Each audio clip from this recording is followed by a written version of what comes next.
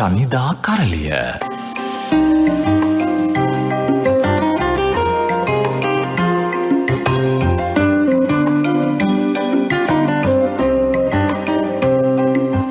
පෙළබුදේ 8 විනාඩි 10යි අදත් අපි සූදානම් ශනිදා කරලිය ආරම්භ කරන්නට.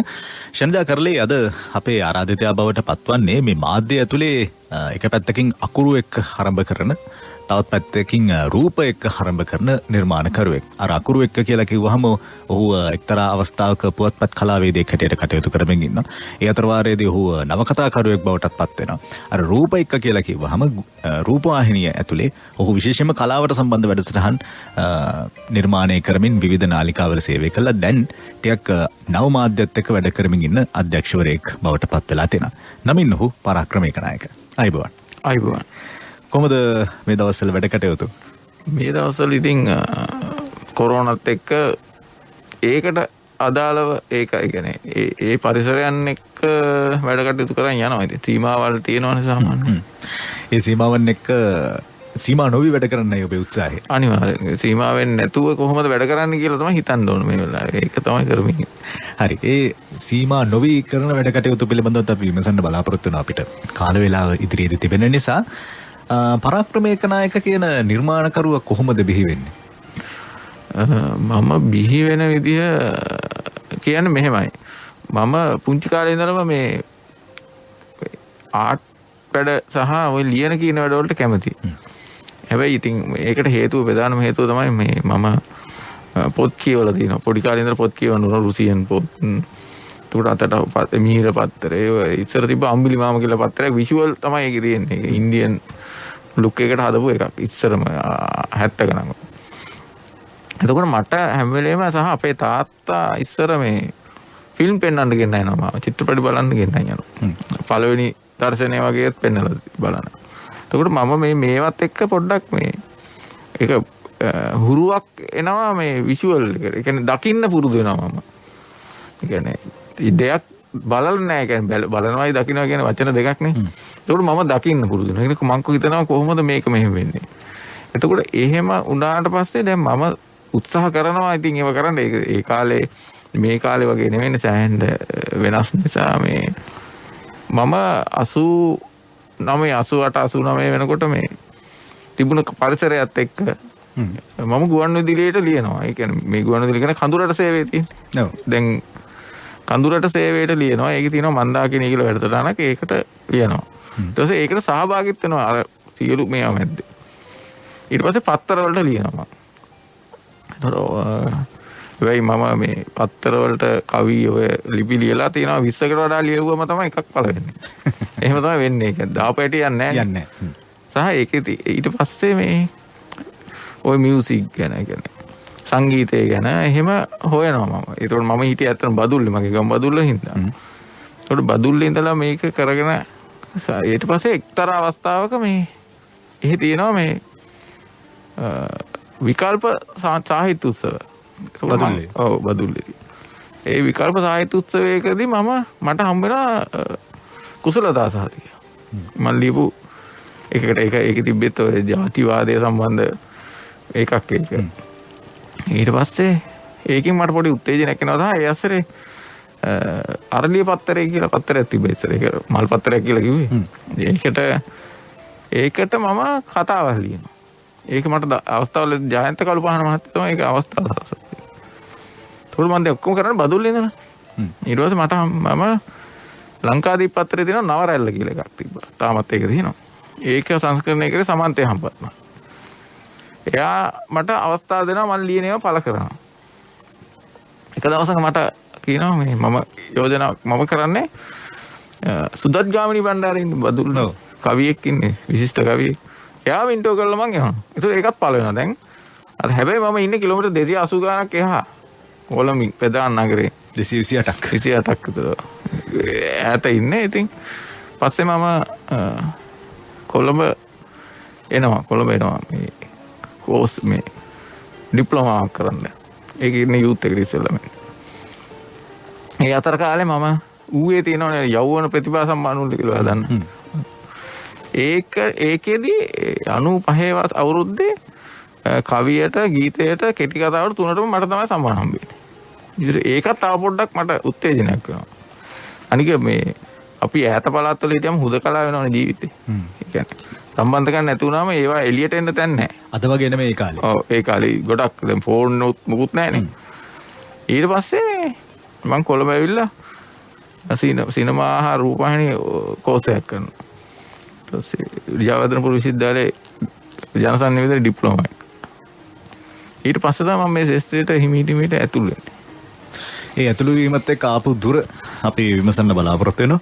ඒ ඇතුළු වීමත් එක්ක ඔහු නිර්මාණකරණය ලබාගත් අත්දැකීම්, කරපු කියපු දේවල්, ලැබිච්ච ප්‍රතිචාර, හරි ගිය තැන්, වැරදුණු තැන් සහ ඔහුගේ මේ මාධ්‍ය සම්බන්ධයෙන් තිබෙන දැනුම සහ ඒ අත්දැකීම් බෙදා හදාගන්නයි සූදානම් වෙන්නේ.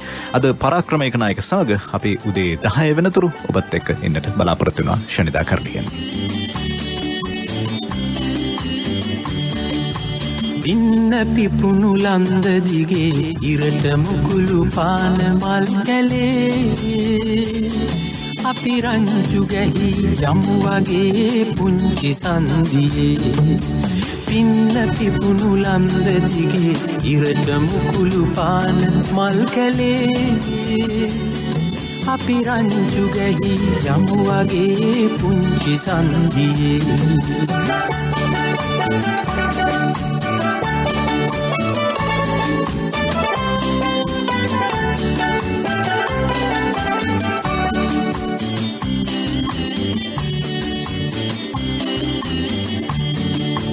බැද්ද පුරා දංවාරේ රංචු ගැහුණු දඟ කාලේ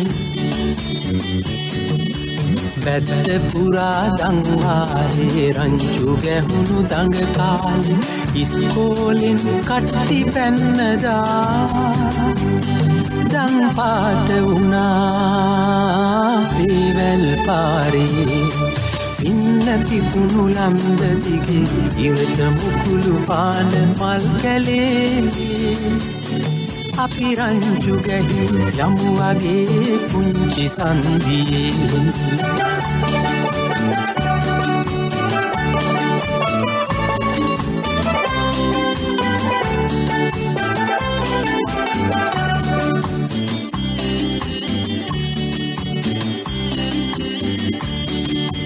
කන්ද කපා හෙළු එලේ බැද්ද ගියා පිට පාරේ කන්ද කපා හෙළු එලේ බැද්ද ගියා පිට පාරේ යාළු මිතුරු කතා ගොනු වෙලා දැන් පාළු වෙලා ඒ ගම්මානේ පින්න පිපුණු ලන්ද දිගේ ඉරට මුකුළු පාන මල් කැලේ අපි රංචු ගැහි යමු වගේ පුංචි සන්දියේ පින්න පිපුණු ලන්ද දිගේ ඉරට මුකුළු පාන මල් කැලේ අපි රංචු ගැහි යමු වගේ පුංචි සන්දියේ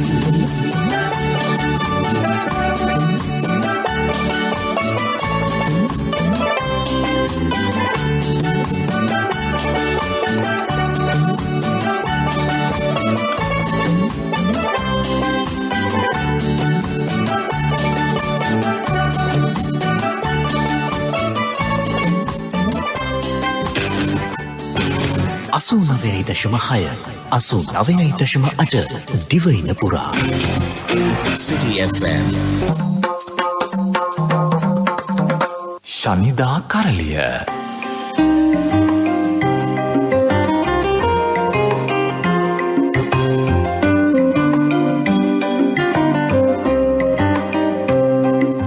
වෙලබුද්දේ 8යි විනාඩි 21යි අද පරාක්‍රම ඒකනායක සමග අපි මේ ශනිදා කරලිය කතා කරමින් ඉන්නේ. එක්තරා විදිහකින් ඔහු එක්තරා පැත්තකින් ඔහු ලේඛකෙක්, අනෙක් පැත්තෙන් ඔහු රූපවාහිනී වැඩසටහන් නිෂ්පාදකවරයෙක්, අධ්‍යක්ෂවරයෙක් හැටියට තවමත් නිර්මාණකරණේ නියැලමින් ඉන්න කෙනෙක් හැටියට අපි මේ ඔහුගෙන් වගතුග විමසමින් ඉන්නේ. අර යපුර ඩිප්ලෝමා එකට ආවට පස්සේ කොහොමද පරාක්‍රම ඒකනායක කියන්නේ අර ඇඟ ඇතුලේ හිටපු නිර්මාණකරුව තව ටිකක් වැඩි වර්ධනය වෙන්නේ. එතන ඉඳන් මම දැන් ඔබ වෘත්තීමය පැත්තට එන්නේ. ඔව් වෘත්තීමය පැත්තට කියන්නේ මම දැන් ජපුර කෝස් එක කරලා ඉවර වෙලා ඊට පස්සේ මම OCIC එකෙත් සිනමාවා රූපවාහිනී පාඨමාලාව හදාරනවා. ඊට පස්සේ මට පාරාදීසය කියන සංග්‍රහයට සම්බන්ධ වෙන්න අවස්ථාවක් ලැබෙනවා. ඒක අර ලංකාවේ තිබ්බ වෙනස් මාදිලී සංග්‍රහයක් සහ ඒක පෝස්ට් මොඩර්නිසම් වගේ කාරණාවන් එළියට ආවේ ඒකෙන් තරුණ පරම්පරාවට.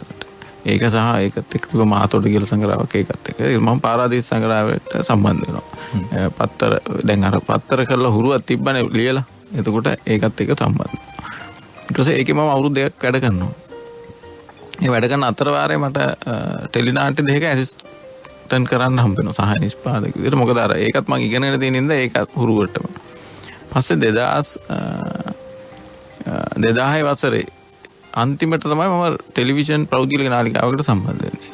ඒ සම්බන්ධ වෙන්නේත් පළවෙනියටම සම්බන්ධ වෙන්නේ පිටපත් රචකයෙක් විදිහට.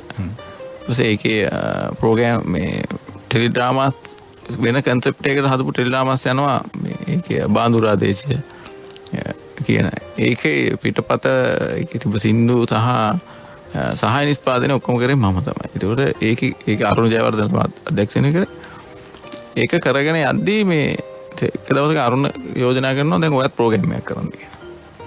ඊට පස්සේ මම ඉතින් අර සාහිත්‍යයට පොඩ්ඩක් කැමති නිසා මම බුක් මාක් කියලා ප්‍රෝග්‍රෑම් එකක් කරනවා කියලා කරන්න අවස්ථාව ඉල්ල ගන්නවා.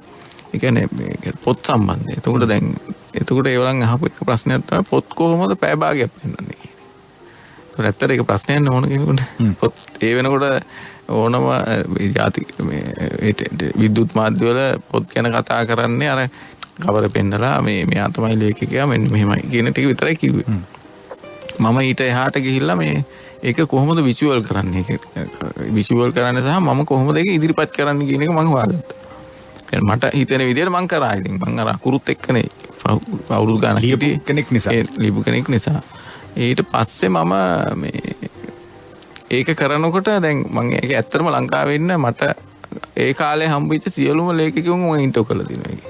තදී උදුන් අතර නැති අය පවා ඉන්ටර්වයුව කළා දිනවා සහ ඔවුන්ගෙන් ඔවුන් හිතන විදිය ඔවුන්ගේ චින්තනය ඔක්කොම මට ඉගෙන ගන්නත් පුළුවන් වුණා ඇත්තටම. සහ ඒක ගොඩක් අය බැලුවා බුක් මාක් කියන එක. ඒකට පස්සේ ඒක වුණ ආයතනයක කාලයකට පස්සේ ඒක වෙනස් කරන්න වෙනවා. එහෙම වෙනස් කරන වෙන කාලෙදි තමයි ආර්ට් එක කියන ඒ නම ආර්ට් එක කියලා මම දාපු කියන ප්‍රෝග්‍රෑම් එකක් කරන්න පටන් ගත්තා. කලාව කොහොමද කලාව තියෙන ඔය දැන් සාමාන්‍යයෙන් තිබ්බ එකක්ම තමයි ඒක මේ මම මට ආවේනික විදිහට හදාගත්තා. ඒ කියන්නේ මම ඒක පාවිච්චි කරේ දුර රූප තමයි පාවිච්චි කරේ. ඒක ටෙලිවිෂන් වල පාවිච්චි කරේ නෑ ඉස්සර. මොකද 4x3 ටෙලිවිෂන් නේ තිබේ. ඒ කියන්නේ තනිය හැට පේන ටෙලිවිෂන් එකක් නේ. ඒක දැන් වගේ 16:9 කියන 6 ඒක තිබ්බේ නෑ. සහ මම දැන් ගොඩක් දුර රූප භාවිත කරන්නේ සිනමාවේදී. මම අරක පාවිච්චි කරා. ඒක පාවිච්චි කරලා සමහර කේබල් පේනවා, ලයිට් පේනවා. එහෙම තමයි ෂූට් කරේ. ඒක රූපගත කරේ. ඒක අර හැමදාම හැමදාම එක හැකින් බලපු මිනිස්සුන්ට ඒක වෙනස් වුණා. සහ ඒක කතා කරපු කන්ටෙන්ට් උත් මේ වෙනස්. ඒ කියන්නේ අහපු ප්‍රශ්න වෙනස්. සහ මේ යම් කිසි නිර්මාණයක් දිහා බලපු විදිය වෙනස්. දැන් මට මතක විදියට අතුල ජයසිංහ. අතුල ජයසිංහ පළවෙනි වැඩේ ඒකුද. ඒ කියන්නේ අතුල ජයසිංහ ඒ වෙනකොට අතුල ජයසිංහ මේ අංග රචනා ශිල්පියෙක් විදිහට හිටියේ. ඊට පස්සේ එහෙම මේ ඒක ආර්ට් එක කියන එක නමට හරියන්න වැඩේ කරා. ඒ කියන්නේ මොකක් කිව්වත් ඒක ආර්ට් එක කියන්නේ. ඒකට නිශ්චිත නෑ මේක සිනමාවද ටෙලිඩ්‍රාමාද එහෙම නැත්නම් වේදිකාවද සාහිත්‍යද කියන එක නෑ. ඕනම දෙයක් ගහක් වැටලා බිමට වැටලා තිබ්බොත් ඒකත් ආර්ට් එකක් නේ. අන්න එහෙම සංකල්පයකට තමයි ගියේ. ඒ කියන්නේ අපි රූපමය තමයි රූපත් එක්ක තමයි ගනුදෙනුව කරේ. ඒක හින්දා ඉතින් ඒක මම හිතනවා තාමත් ඒක මිනිසුන්ගේ මතකයේ තියෙනවා කියන එක. ඊට පස්සේ ඒ අතරේ මම පත්තරයට ලියපු පොත් නවකතාවක් ප්‍රකාශ කරනවා 2003 කනේරු මල්ලයාගේ. එහෙම තමයි මගේ නවකතාව ඉස්සෙල්ලාම එළියට එන්නේ. ඒක තාරක ප්‍රකාශකයෝ කියලා කෙනෙක් අද ඒ ප්‍රකාශකයා නෑ මිය ගිහිල්ලා. ඊට පස්සේ එහෙම එනකොට දැන් ආර්ට් එක මම සෑහෙන කාලයක් කරා. ඒ අතරේ සිරසේ මේ කියන්නේ ආයතනයේ ප්‍රෞද්ගලික ආයතනයේ මේ නාට්‍ය තියෙනවනේ එක කාලවලට අවුරුදු නාට්‍ය. ඒ වගේ ඒවා ලිව්වා මම. එහෙම ලියලා සහ අනිත් වෙන ප්‍රෝග්‍රෑම්ස් උත් කරා. ඉතින් මගේ වෘත්තිය මේ විදියට. ඒ මගේ පරිවාස කාලේ සහ ඉගෙනගත්ත කාලේ තමයි අතන මේක ඉන්නේ. මම ඉගෙනගත්ත ටෙලිවිෂන් තියරි ඉගෙන ගත්ත එකේ ප්‍රැක්ටිකලි කරේ ඒ කාලේ ඇත්තටම ඒ ආයතනයෙන් තමයි. දැන් මේ ලියපු කෙනෙක් වචන වලින් රූප මවපු කෙනෙක්ට කැමරාවකින් රූප මවනවා කියන එක අරුමයක්ද? මෙහෙමයි මම කියන්නේ දැන් කැමරාව කියන්නේ උපකරණයන්නේ. කැමරාව කියන්නේ උපකරණ එක පටිගත වෙනවා. ඒකට තීරියක් තියෙනවානේ ෆ්‍රේම්ස් තියෙනවා. කලර් ඔය හැමදේම ශබ්ද ඒ ඔක්කොම තියෙනවානේ කැමරාවේ. එහෙම තමයි දෙන්නේ. ඒකට දැන් අකුරු කියන්නේ කැමරාවක් වගේ වැඩන්නේ දැන් මම අපි යමක් ලියද්දී ඒ ලියන එක විෂුවලයිස් වෙන්නේ කියන්නේ කියවන්න තුල මවන්න රූප මවන්න ලියන්න පුළුවන් එකක් තියෙන්න බෑ. දැන් උදාහරණයකට ගත්තොත් දැන් අපි නවකතාවක් ලියනකොට ඒ නවකතාවට අදාළ පරිසරයන් ගැන අපිට අකුරු වලින් විචිත්‍ර කරන්න වෙනවනේ. එතකොට ඒක මම කියවද්දී හරි අවුරු හරි කියවද්දී එයාට ඒක මැවෙන්න එපේ. මැවුනොත් තමයි එයා තමන්ගේ හදවතට ඒක ගන්නෙ. එහෙම නැතුනොත් නිකම්ම ලියවිල්ලක් වෙනවනේ. එතකොට එහෙම ලියපු රටාවල් තමයි ගොඩාක් මිනිස්සු කැමති. එතකොට මම කරේ එහෙම ලියපු එක ආපහු මට කැමරාවක් හම්බුණා. මේ කැමරාවෙන් කොහොමද ගන්න කියන එක හොයාගත්තා. කැමරාවට කොහොමද ගන්න එක? කියන්නේ රූපයක් කියන එක කියවීමක්නේ. පින්තූරයක් අපි කියවන්න ඉගෙන ගන්න ඕන. එතකොට තමයි අපිට මේ පින්තූරයෙන් අපි කරන අපි දැන් අපි කියමු මොකක් හරි රූප රාමුවක් හදනකොට ඒ රූප රාමුව කියවන්න පුළුවන් වුණොත් විතරයි ඒක බලන කෙනාට ඒකේ තියෙන සියලු දේවල් දැනෙන්න පටන් ගන්න. මෙයා මේක තමයි මේ කියන්නේ. මේක වේදනාවක්ද දුකක්ද සතුටක්ද විනෝදයක්ද කියලා දැනෙන්නේ අර පින්තූරේ කියවුවොත් විතරයි. එහෙම නැතුනොත් ඒක නිකන් බලන් ඉන්න පුළුවන්. බලන් ඉන්න දේවල් වල මම විශ්වාස කරනවා බලන් ඉන්න හදන දේවල් වල මොනවද මේ දැනෙන්නේ නැහැ කියලා. කියවන්න හදන්න ඕනේ. එතකොට මම කරේ අර අකුරු ටිකම ආපහු රූප වලට කියවන්න හදාගත්තම. එතකොට මම ඒකක හිතන විදිය සහ ඒක සංස්කරණයේදී කැපෙන විදිය එහෙම නැත්නම් ප්‍රසන්ට් කරන කෙනෙක් හරි රංගපාන කෙනෙක් හරි කරන වැඩේ මොකද්ද කියන එක ගැන මම නැවත හිතුවා. ඒක කොහොමද කරන්නේ? ඒක පොඩි හිතුවක්කාරකමකුත් තිබ්බා ඒක ඇතුලේ. ඒ කවුරුත් සමහර අය හෝ මේක මෙහෙම මං කිව්වා ඉතින් අපිට අලුතෙන් දෙයක් හදන්න පුළුවන්. ඒ හදන දේ බාර ගන්න එක හෝ නොගන්න එක ප්‍රේක්ෂකයා හරි පාඨකයා හරි කවුරු කැතේ තියෙන්නේ. හැබැයි ඒක තේරුම් ගන්න කෙනෙක් හිටියොත් එයාට ඒක ගන්න පුළුවන්. අපි හැම වෙලේම බලන්නේ අපි දැකපු දෙයක් මම පෞද්ගලික විචාර ගන්න දේ තමයි අපේ දැන් මේ වෙලාවේ මේ වෙනකොට තියෙන දේවල් වල කියන්නේ ප්‍රතික්ෂේප වීම හෝ අත්හැරීම් වගේ තියෙන ඒවා ඔක්කොමගේ තියෙන්නේ අපි දැකපු දේවල් නැවත ප්‍රතිනිර්මාණය කරපු හින්දානේ. ඒ දැකපු දෙයක් ඇතුලේ තියෙන වෙන කියවීමක් ගෙනල්ලා නැති හින්දානේ.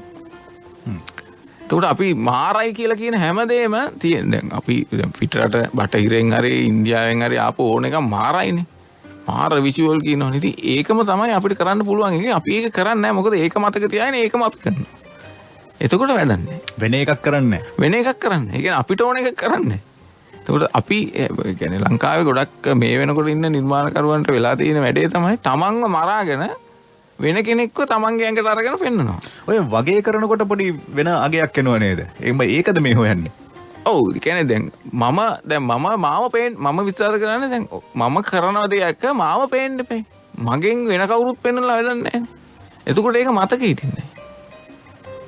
එතකොට මාව පේන්න. එහෙනම් මාව පේන්න නම් මම මොනවද කරන්න ඕන? මං ඒක ගැන හිතන්නේ කොහොමද? මං ඒක ගැන බලන්නේ කොහොමද? මං ඒක දකින්නේ කොහොමද කියන එක මිනිස්සුන්ට පෙන්නුවොත් විතරනේ මාව පේන්නේ. මේ අහවලා කරපු වැඩක්. දැන් ගොඩක් එහෙම කරපු අයනේ ඇත්තටම මේ වේදිකාවේ හරි ඕන තැනක කතා වෙන්නේ. මෙයාගේ වැඩ මෙහෙම එකක් කියලා එයාගේ වැඩ. එහෙම නැති වුණොත් වෙන්නේ හැම වෙලේම අනුන්ගේ එකක් අපි අනුන්ගේ එකක් බලාගෙන අපේ වගේ කරත්වට වැඩක් නැහැ. මුලින්ම අරයව මතක් කළා ඊට පස්සේ මාව මතක් වෙන්නේ. එතකොට හැම වෙලේම අරයව තතර උඩට එන්නේ මම මැරෙනවා.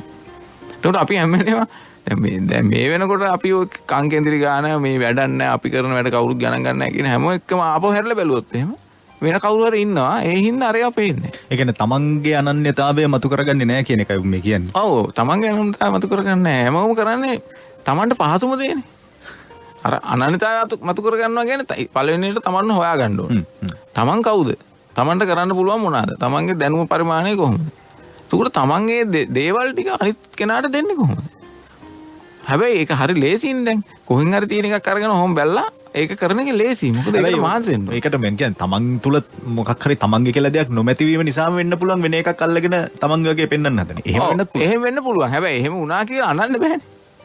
ඒ කියන්නේ මේ අපිට මේ chance නැහැ හරි මොනවා හරි කියන්න බෑ. ඒකට හේතුව තමන් හොයාගන්න ඕන. හැමෝටම මේක කරන්න බැරි වෙයි. හැබැයි කරන්න පුළුවන් එහෙම දැනුමක් තියෙන සියලු දෙනාම එහෙම කරනවානේ. එහෙම කරපු අය තමයි අද ඉන්නේ ඉස්සරහින්. අනිත් අය ඔක්කොම අනිත් කෙනාට වැහෙනවානේ. ඒක අපි තේරුම් ගන්න එක තමයි මම නම් ප්‍රධාන වශයෙන්ම කරන්න ඕනේ. දැන් මොකක් හරි දුන්නම දීප හැටිය හරි ඔක කරන්න පුළුවන් මෙන්න මේමයි කියලා කරන එක නෙමෙයි වැඩේ. ඒක කරන්නේ කොහොමද? ඒක කරලා කාටද දෙන්නේ? ඒක කොහොමද මිනිස්සු අල්ලගන්නේ? ඒ කියන එක. දැන් මම ඉන්දියාවේ චිත්‍රපටි හරි ඕවනේ බලන්නේ මිනිස්සු ලංකාවේ. ඕනගේ ලංකාවේ බලනවටත් වඩා ඒක බලනවනේ. ඒකට ඇයි ඒක බලන්නේ කියන එකට හේතු හොයාගන්න එපා. ඒකට ඒකයි අපිට කරන්න බෑ. අපි හැම වෙලේම තව එකක් කරන්න ගිහිල්ලා වෙන එකක් මතක් කරනවා අපිට. ඊට පස්සේ අපි අරකට අරිනවා. ඒකට දැන් මම කරපු ඒ වගේ මම කරේ මට ඕන එක. හැබැයි ආයතන වලින් මට ඒකට ඉඩ දුන්නා. හැබැයි ආයතන වල හානි වුණේ නැහැ. ඒ ආයතන මට ඒක ඉඩ දුන්නා ඒක කරන්න මේ කියන්නේ. කොහේ ඒක මට දැන් සාමාන්‍යයෙන් අහනවනේ දැන් ඔයා මොකද කරන්න හදන්නේ කියලා. ඉතින් මට කරන්න සිද්ධ වෙන්නේ කරලා පෙන්නන්න වෙන්නේ. එහෙම ඔය දැන් ආදිසිරෑ 10 කියන හොල්මන් ඒක ලංකාවේ ටෙලිනා ඒ කියන්නේ හොල්මන් කතා කොහොමද මෙහෙට ගේන්නේ කියන එකට මම කල්පනා කරලා බලලා ඒක කරා. ඊට පස්සේ ඒක හැමෝම කරානේ. දැන් ගොඩක් අය කරනවා. දැන් මොකක් හරි කරන්න ගියාම හොල්මන් කරන්න හදන. ඒක හොල්මන් වෙන්නේ නැත්තේ ඒ හොල්මන් කියන එක කියන්නේ හොල්මන් හරි අద్භූත කියන එක හරි ඇතුලේ තියෙන සයන්ස් එක දන්නේ නැති හින්දා. ඒවලන් ඔක්කොම කරන්නේ යකාගේ වගේ මූණක් දාලා බය කරන්න හදන එකනේ. ඒක නෙවෙයිනේ කරන්න ඕන. මොකක්ද ඒ කරන්න ඕන දේ කියලා හිතන්නේ. ඒ වගේ දේවල් ටිකක් තමයි මම කරන ඕන වැඩක එහෙම එකක් තමයි කරමින් ඉන්නේ මම. හොඳයි. මම ඔබෙන් මම විමසන්නට ආපු කාරණා ටික ට වඩා ඔබ වෙන කාරණා ටික වෙන පාරක කියන නිසා මේ ටෙලිවිෂන් සම්බන්ධයෙන් මම ඔබෙන් අහන්න හිටියේ. ඒ නිසා අපිට මේ ඒ ගැන විමසන්න අපි ඊළඟ අවස්ථාව උදා කරගමු. මොකද මේ ටෙලිවිෂන් පිළිබඳව කතා කරද්දී බොහෝ දේවල් තියෙනවා ඔබෙන් දැනගන්න. මොකද අත්දැකීම් මතන ඔබේ වසර ගණනාවක ටෙලිවිෂන් භූමිකාවේ අත්දැකීම් සහ ඔබ ගොඩක් කලාවට සාහිත්‍යයට සම්බන්ධ වැඩසටහන් කරන නිසා ඒ ඇසුරේ ගොඩනැගිලා තියෙන පසුබිම ඒ ඇසුරේ ඔබට ලැබුණු ප්‍රතිචාර අත්දැකීම් පිළිබඳව කතා කරන්න බලාපොරොත්තු වෙනවා. අද පරාක්‍රම ඒකනායක සමග ශනිදා කරලියේ.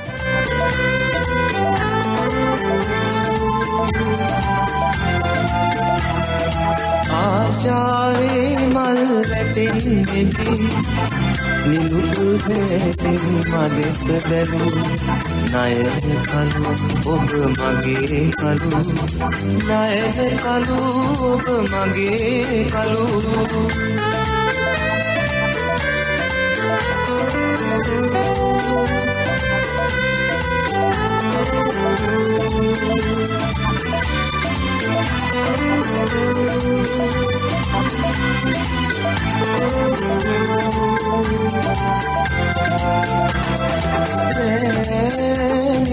අහසේ ඉඳන සඳවති රැනිල් අහසේ ඉඳන සඳවති අඳින සලු මිදුලේ එළු අඳින සලු මිදුලේ එළු සුන්දර මොහොතේ මා සිහි වෙනවද කියනු කලු මට කියනු කලු ආශාවේ මල් වැටෙන්නේ නිලුපුල් හැසින් මදෙස බැලු නයන කලු ඔබ මගේ කලු නයන කලු ඔබ මගේ කලු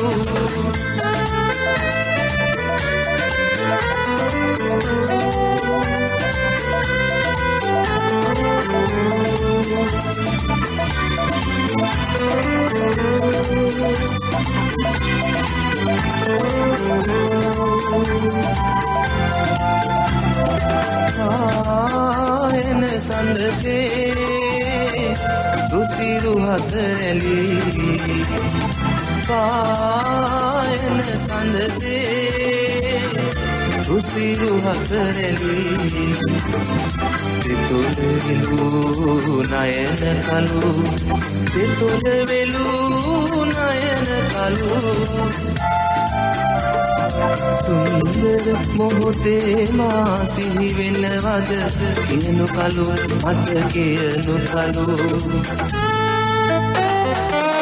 ආශාවේ මල් වැටෙන්නේ බී නිලුපුල් දෙසින් මදෙස බැලූ නයන කලු ඔබ මගේ කලු නයන කලු ඔබ මගේ කලු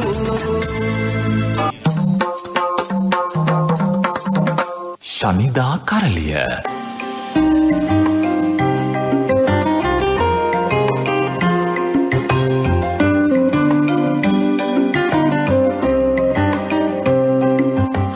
අද ශනිදා කරලියෙන් පරාක්‍රමයක නායක සමග අපි මේ කතා කරමින් ඉන්නේ. අතන ඔබ රූපවාහිනී ආයතන 3ක මම දන්න විදිහට පෞද්ගලික අංශේ නාලිකා 3ක ඔබ සේවය කළා. මම දන්නේ මේ ආයතන 3ේම සේවය කරද්දී ඒක සාමාන්‍යයෙන් නිර්මාණකරුවෙකුට විශේෂයෙන්ම රූපවාහිනී ක්ෂේත්‍රයේ ඉන්න නිර්මාණකරුවෙකුට ලැබෙන විරල අවස්ථාවක්. සාහිත්‍ය පැත්තෙන් වැඩ කටයුතු කරන්නේ නාලිකා 3ේම අවස්ථාව ලැබිච්ච එක. ඔව් ඒකට මට එහෙම බලපෑමක් ලැබුණේ නැහැ අතරම. මම ඉතින් මගේ ප්‍රෝග්‍රෑම්ස් ටික කරා මම වෙනම ලිව්වා. එතකොට සාමාන්‍යයෙන් පුවත්පතක වුණත් මේ සාහිත්‍ය සම්බන්ධ තියෙන අතිරේකවල පිටු එක දෙක අඩු වෙද්දී සමහරවිට ඒ සියලු දේවල් වාණිජ අරමුණු හේතුවෙන් නැති වෙලා යද්දී ඔබට අවස්ථාව ලැබෙන විශේෂයෙන්ම මේ ලාභය අරමුණු කරගත්ත පෞද්ගලික නාරිකාවක සාහිත්‍ය සම්බන්ධයෙන් තියෙන පොතපත ගැන හරි කලාව ගැන හරි කතා කරන්න තියෙන පැය භාගයක හරි මේ අවස්ථාවක් ලබා ගන්න ඔබට ලැබුණා. ඔව් ඒක මෙහෙමයි වෙන්නේ දැන් ආයතනයක දැන් සියලුම වෙළඳ ප්‍රෝග්‍රෑම්ස් නේ යන්න ඕන කියලා හිතන්නේ අපි. හැබැයි ඉතින් ඒ ආයතනය ගැන කතා කරන්න දේවලුත් තියෙන්නේ මේ. ඒ කියන්නේ ඒ ආයතනයට දැන් අපි කියමු දැන් ආයතනයක් ගත්තම දැන් ඒ ආයතනයේ කේට කරන කණ්ඩායම් ඉන්නෝනේ. පහළ හරි මධ්‍යම හරි උඩින් හරි එහෙම කියලා. එතකොට දැන් මේ සියලු දෙනාගේම දැන් පහලට කේට කරොත් මැද අතෑරෙනවා. මැද අතෑරුණොත් මැදට කේට කරොත් පහල අතෑරෙනවා. එහෙමනේ වෙන්නේ. එතකොට දැන් සාහිත්‍ය හරි සිනමාව වගේ අදාළ වෙනම කියවීමක් තියෙන ඒවා දැම්මම වෙන්නේ මේ ඒකට වෙනම පිරිසක් එකතු වෙනවා. සහ ඒකේ බුද්ධිමය සංවාද ඇති වෙනවානේ. එතකොට ඒවා තුලින් පුළුවන් වෙනවා මේ වෙන ප්‍රේක්ෂක පිරිසකුත් තමන්ගේ ආයතනයට හදාගන්න. සහ සමහර ප්‍රශ්න කිරීම් වලදී හරි සමහර දැන් කවුරු හරි ඇහුවොත් එහෙම ඔයාලා ඉතින් මේ රටේ සාහිත්‍යෙ මුකුත් කරන්නේ නැහැ කියලා එතකොට පෙන්වන්න දෙයක් තියෙන්න එපා. එහෙම ඒවත් තියෙනවා සමහර ඒවා. අවංකවම මේ ඒ ආයතන ඇත්තටම ඉඩ දුන්නේ මේ එහෙම කරන්න ඕන කියලා ඒවලන් තීරණය කරපු ඒකේ පාලක අධිකාරී එහෙම තීරණය කරපු හින්දා කරපු හින්දා සහ ඒවට මම දක්කෝ දායකත්වයත් එක්ක තමයි ඒක ඇත්තටම එහෙම උනේ. දැන් සමහර ගොඩක් අය හිතන්නේ මේ සාහිත්‍ය දැන් ප්‍රශ්නයක් තියෙනවනේ සාහිත්‍ය කොහොමද කතා කරන්නේ? එහෙම නැත්නම් විෂුවල් නැති දෙයක් කොහොමද කතා කරන්නේ කියන ප්‍රශ්නේ එනවා ඕන කෙනෙකුට. එතකොට අපිට නිෂ්පාදකවරයෙක් විදියට අධ්‍යක්ෂකවරයෙක් විදියට අපිට පුළුවන් වෙන්න ඕන කොහොමද ඒක මිනිස්සුන්ට කියන්නේ කියන එක. මිනිස්සුන්ට කියන්නේ කියන එක. කොහොමද අපි ඒක මිනිස්සුන්ගේ ජීවිතය ඇතුළට ඔබවන්නේ කියන එක. දැන් විෂුවලි පාවිච්චි කරනවා කියන එක අපි හිතන්නේ දැන් ගහක් කිව්වොත් ගහක් පෙන්වන්න ඕන කියලානේ. අපි අර පරිකල්පනය කියන කෑල්ල අයින් කරනවා ඔළුවේ. දැන් ටෙලිවිෂන් එක අස්සෙත් දැන් ගුවන්විදුලි මාධ්‍ය පරිකල්පනය තියෙන්නම දිනු කරන්න එපා. ගුවන් රූපවාහිනිය ඇතුළේදී ඒක පරිකල්පනය කියන එක සමහර වෙලාවට අයින් වෙනවා. අපි හිතනවා ඒක ගහ පෙන්වන්න ඕන කියලා. ගහ පෙන්වන්න නැතුව ගහක් ගැන හිතන්න පුළුවන් වෙන සංකේතයක් පෙන්නුවොත් අපිට පුළුවන් වෙනවා නොදැනුවත්වම පරිකල්පනය කරවන්න. දැන් සමහර වැඩසටහන් කරද්දී අපිට බෑනේ අතීතය පෙන්වන්න. අතීතය පෙන්වන්න බෑ. අපි කියමු අනුරාධපුර යුගයේ මොකක් හරි වාර්තා වැඩසටහනක් කරනවා කියලා. එතකොට අනුරාධපුර යුගයේ අපිට තියෙන නෂ්ටාවශේෂනේ දැන් තියෙන්නේ. සහ ඉතිරි වෙච්ච කොටස් ටිකක් තියෙනවා. අපි එතකොට ඒක පෙන්වන්නේ කොහොමද? ඒ පෙන්වන්න ඕන කොහොමද කියන එක තමයි අපි හිතන්න ඕන අධ්‍යක්ෂකවරයෙක් විදියට. දැන් අපි BBC හරි මොකක්ද ඇනිමල් ප්ලැනට් හරි ඒ වගේ වැඩසටහන් බලලා කියනවනේ මම මාර මහන්සි වෙලා තියෙනවා. අපි ඒක වෙන්නේ නැහැනේ. අපි මහන්සි වෙන්නේ. අපි බලන්නේ මොන හරි ටිකක් අරගෙන ටක් ගාලා නැරේෂන් එකක් දාලා පෙන්නන්න. එතකොට විෂුවල් මීඩියා කියන්නේ ඒක නෙවෙයිනේ. රූපය කියන්නේ ඒක නෙවෙයිනේ. ඊට වඩා මං විශ්වාස කරනවා ඊට වඩා ගැඹුරට යන්න ඕන අපි. කොහොමද අපි මේක කියන්නේ මිනිස්සුන්ට? කොහොමද කියන්නේ රූපයකින් අපිට පෙන්වන්න පුළුවන් දේ මොකද්ද කියන එක හිතන්න බොහොම අමාරුයි ඇත්තටම. අපිට මොකක් හරි පෙන්වන්න පුළුවන්. ඒ මොකක් හරි පෙන්වීමද අපේ අරමුණ කියන එක ගැනත් අපිට හිතන්න වෙනවා. එතකොට මං හිතනවා ටෙලිවිෂන් හරි සිනමාව නම් වෙනස්නේ. ටෙලිවිෂන් මාධ්‍ය කියන එකේදී අපි හැම වෙලේම අලුත් වෙන්න ඕන. යාවත් කාලීන වෙන්න ඕන. මොකක් දැන් මට නිකන් පහුගිය කාලේ නිකන් හිතුනේ දැන් කොරෝනානේ තියෙන්නේ. මේකේ මීටරයක් දුර තියෙනවා. මීටරයක් දුරින් ඉන්නේ අපි. එතකොට මීටරයක් දුරින් හිටියම අපිට පුළුවන් වෙනවද ටූ ෂොට් එකක් කියන්නේ අපි. ඔව්. නිත්‍ය රූපයක් ඒකක් ගන්න පුළුවන්. මීටරයක් දුර ඉන්නකොට වගේ එකක් හිතෙන්නේ නැද්ද? කවුරුත් මම ඒක ඔය මූණු පොතේ දැම්මුවත් අර පරණ සම්ප්‍රදායික උත්තර සෙට් එකක් හම්බුණා මට. මෙහෙමයි. නමුත් අරක හිතන්නේ කොහොමද කියන එක. ඒක ගැන අපි හිතලා නැහනේ. එතකොට අපිට අලුතෙන් එන්නේ ඩිජිටල් කැමරා. එතකොට මේ වගේ තියෙන රූප පරිමාණය වර්ණ ශබ්ද ඒවා ගැන අලුතෙන් හිතලා තියෙනවා. අපි ඇත්තටම අපි දැන් ඩිජිටල් කැමරාවම ඔක්කොමලා කැමරාමන්ලා වුණානේ. එතකොට කවුද ෆ්‍රේම් එකක් ගැන හිතලා තියෙන්නේ? ෆ්‍රේම් එකක් තියනවාද? එහෙම නැත්නම් මේ ෆ්‍රේම් එක මොකක්ද දැන් ඕන ඩිජිටල් කැමරාවක් තියෙන කෙනෙකුට ෆොටෝග්‍රැෆර් කෙනෙක් වෙන්න පුළුවන්. ඊට පස්සේ ෆොටෝෂොප් උත් තියෙන්න ඕනේ. යා ෆොටෝග්‍රැෆර් විදිහට එළියට එන්න. එහෙම නැති වුණොත් එන්න බැරි වෙනවා. මොකද මම දැකලා තියෙනවා මම අත්දැකීම් දැකලා තියෙනවා ෆොටෝග්‍රැෆර්ස්ලා ගහලා තියෙන ෆොටෝ වල තියෙන්නේ සාමාන්‍ය ඇත්තටම තියෙන තියරියට ගහ ෆොටෝ නෙමෙයි. ඔක්කොම එක එක හැබැයි අර ෆොටෝෂොප් දාලා ගානට අර ගන්න ගෝල්ඩන් ලයින් මේ ඔක්කොම අරගෙන හදලා විශිෂ්ට ෆොටෝග්‍රැෆර් කෙනෙක් වෙනවා. හැබැයි මැනුවල් කැමරාවකින් ඉස්සර ගහපු කෙනෙකුට රූප හදන්නේ කෝණේ හදාගන්න යන දැනුම නැහැ. ඒකට ඕක මං හිතන්නේ අපි හැම වෙලේම අර මොකක් හරි කරලා මොකක් හරි දෙනවා කියන තැන ඉන්නවා ගොඩක් අය. ඉතින් ඒ කට්ටියත් එක්ක අපි කතා කරාමත් අපිත් එක්ක මට පෞද්ගලිකව පිස්සු වගේ ඒවා කියන ඒවත් තියෙනවා. ඒක මම මේ වෙලාව කියන්න ඕන නේද? ඒ කියන්නේ හැබැයි ගොඩක් තැන්වලදී අපි දකින්නේ මේ තාක්ෂණිකව ගොඩක් දෙනෙක් හරි දැනුම්වත්. ඒ වුණාට අර නිර්මාණකරණය පිළිබඳ ඔවුන්ගේ තියෙන අවබෝධය හෝ සෙවුම පිළිබඳව ගැටලුවක් තියෙනවා. ඔව් තාක්ෂණය නෙමෙයි නිර්මාණය කියන්නේ. තාක්ෂණයට අවශ්‍ය උපකරණ තාක්ෂණයේ තියෙන නිර්මාණයට අවශ්‍ය උපකරණ. එතකොට මේ උපකරණ කොහොමද තමන්ගේ තමන්ගේ විජුවල් එකට එහෙම නැත්නම් තමන්ගේ නිර්මාණයට පාවිච්චි කරන්න කියන එක හිතන්න ඕනේ. මොකක් හරි එකක් රූපගත කරලා හරි මොකක් හරි දෙයක් එකතු කරලා හරි මේක මාරයි කියලා කියන එක නෙමෙයි. දැන් ඕන එකක් මූණු පොතට දැම්මම මාරයිනේ. එතකොට මේ මාර එක අපිට මාරයි අතර ඒ තේරුම එන්න ඕන මාර වෙන්නේ අපිට. ඒ කියන්නේ අපිට තමයි හානි වෙන්නේ කියන එක. මම කියන්නේ ටෙලිවිෂන් කරන හැමෝටම දැන් ඉන්න ටෙලිවිෂන් කරන ගොඩාක් අය ගැන මට නම් තියෙන ඇත්තම ලොකු කනගාටුවක්. ඒකට හේතුව තමයි ඒවලන් මොකක් හරි කරලා මොකක් හරි පෙන්නනවා කියන තැන ඉන්නේ. ඒක ක්‍රියේට් කරන්න ඕනේ. එහෙම නැත්නම් නිර්මාණාත්මක කරන්න ඕනේ. එහෙම නැත්නම් මේක ගවේෂණය කරන්න ඕනේ. මම කොහොමද මේක කියන්නේ?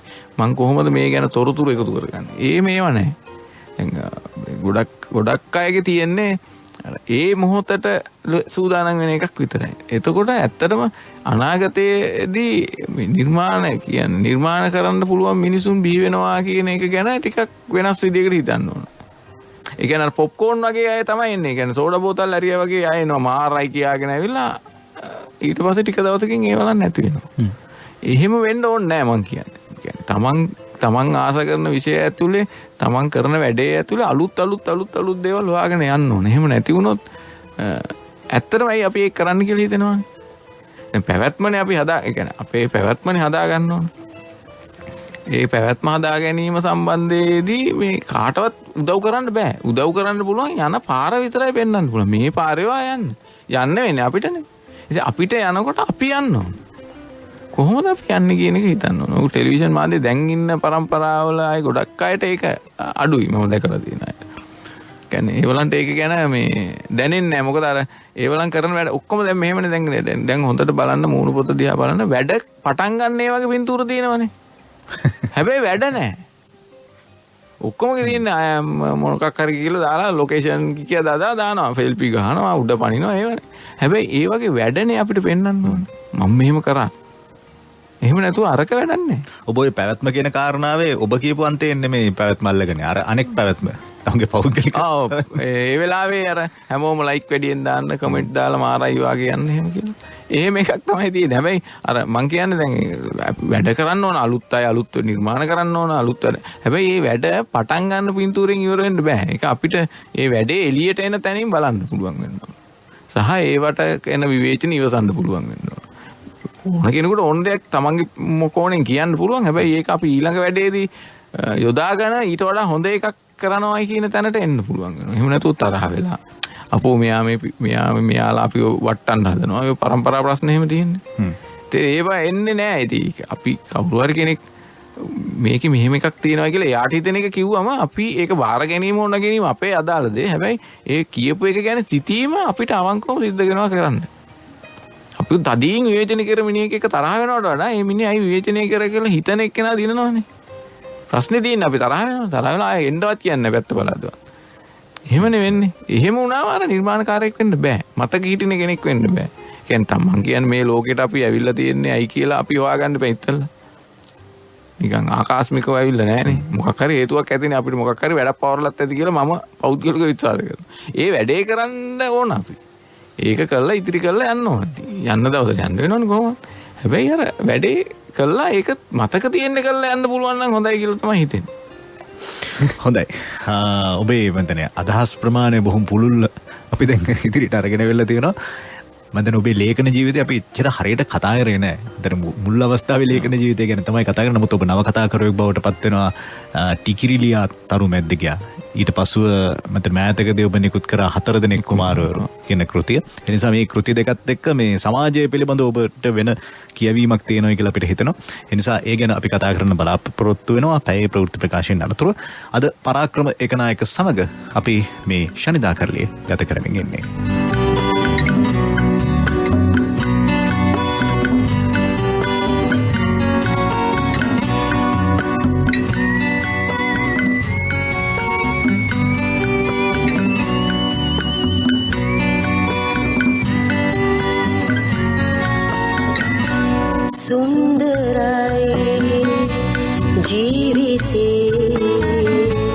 ආදරේ සුවඳ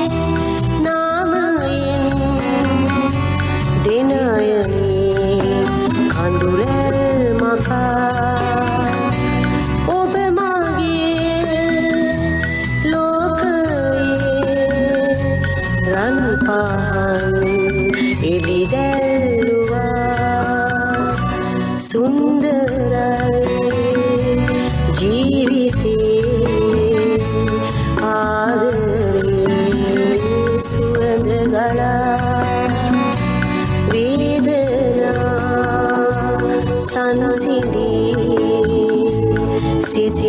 සෙව්වා සුවපත් කළා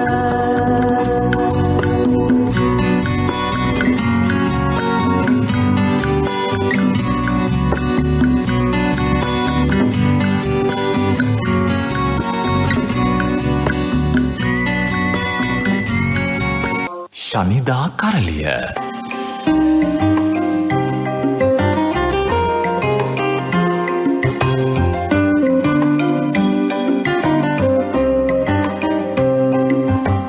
ශනිදා කරලියේ දෙවැනි භාගය මේ ආරම්භ කරන්නේ අද නිර්මාණවේදී පරාක්‍රම ඒකනායක සමග අපි මේ කතා කරමින් ඉන්නේ. අර ඔබේ ලේඛන ජීවිතය ගැන කතා කරන්නට කලින් වට හිතුණා ඔබ මේ ප්‍රධාන ධාරාවේ රූප මාධ්‍ය ආයතන 3ක වැඩ කරලා. ඇයි මේ ආයතනගත වීමෙන් පොඩ්ඩක් එළියට ඇවිල්ලා ඊට වැඩි නිදහස්ද ඒ වපසරිය ඇතුලේ වැඩ කරන එක? සමහර දේවල් තියෙනවා මේ සමහර තැන්වලදී ගන්න ඕන තීරණ තියෙනවා ඉතින්. දැන් ආයතනවල මම වැඩ කරා. සමහර ආයතන වලින් සහයෝගය ලැබුණා නැහැ කියන්න බෑ. ඒක මම පස්සේ කාලෙක මට හිතුණා දැන් සමහර දේවල් කරන්න දේවල් නැති වුණාම ඉන්න බෑනේ අපිට. ඒක තමයි ප්‍රශ්නේ තියෙන්නේ මට. ඒ කියන්නේ සමහර ආයතනවල තියෙන ෆෝමැට් වෙනස් වෙනකොට එහෙම සහ සමහර දේවල් එක මේ මට ගැලපෙන්න බැරි වෙනවා. එහෙම වුණ හින්දා තමයි මම ඇත්තටම එළියට ආවේ. ඒක පොඩි රිස්ක් එකක් තමයි ලංකාව වගේ රටක. සහ ඊට පස්සෙත් මම උත්සාහ කරා ඉතින් මොන හරි දෙයක් කරන්න ඕන කියන එක. ඒක කරමින් හිටියා. ඉතින් සමහර දේවල් කරන්න අමාරුයි. ඒකට හේතුව තමයි මේ මිනිස්සු දැන් ඉන්න ගොඩක් දෙනෙක්ට ඕන ඉක්මනින් දේවල් කරන්න, ෂණිකව කරන්න. දැන් ෂණිකව කරන දේවල් වල පැවැත්මක් නැහැ කියලා තමයි මගේ විශ්වාසය. කියන්නේ ෂණිකව කියන්නේ මේකට අවුරුදු ගණන් අරගෙන එහෙම නෙමෙයි. නමුත් කරන වැඩේ හරියට කරන්න එපයි අපි. කරන වැඩේ නිවැරදිව කරන්න ඕන. එතකොට එහෙම නැතුව තියෙන දේවල් අරගෙන කරනවා කියන එකට මම ඇත්තට විරුද්ධයි. මට එහෙම ඕනේ නැහැ කියන්නේ. කොහේ හරි රටක තියෙන එකක් මට දීලා මේක කරන්න කිව්වොත් මම ඒක කැමති නැහැ. ඒක ඇතුලේ මම නැහැනේ. මොකද අපි වගේ කට්ටිය අපි කොළඹ කේන්ද්‍රීය මිනිස්සු නෙමෙයිනේ. අපි බොහොම ඈතකින් ඇවිල්ලා මේක ඇතුලේ පය ගහලා මේක ඇතුලේ හිටගත්ත මිනිස්සු. මම විශ්වාස කරනවා ඉතින් අපි අපේ දෙයක් කරන්නත් පුළුවන්. මොකද මේ රටේ තරම් නිර්මාණ වලට අවශ්‍ය තේමාවල් ෆ්ලොට් මං හිතන්නේ වෙන රටවලත් නැතුව ඇති. හැබැයි ඒව එකක්වත් අපි ගන්නෙ නෑ. අපිට ඕන අපිට හොඳ බෞද්ධ සාහිත්‍යයක් තියෙනවා. ඔය ජන සාහිත්‍යයක් තියෙනවා. ඊට පස්සේ තව අපේ ජීවිතේ එක එක යුගවල් තියෙනවා. මේ අපි යටත් වෙලා ඉඳලා තියෙනවා.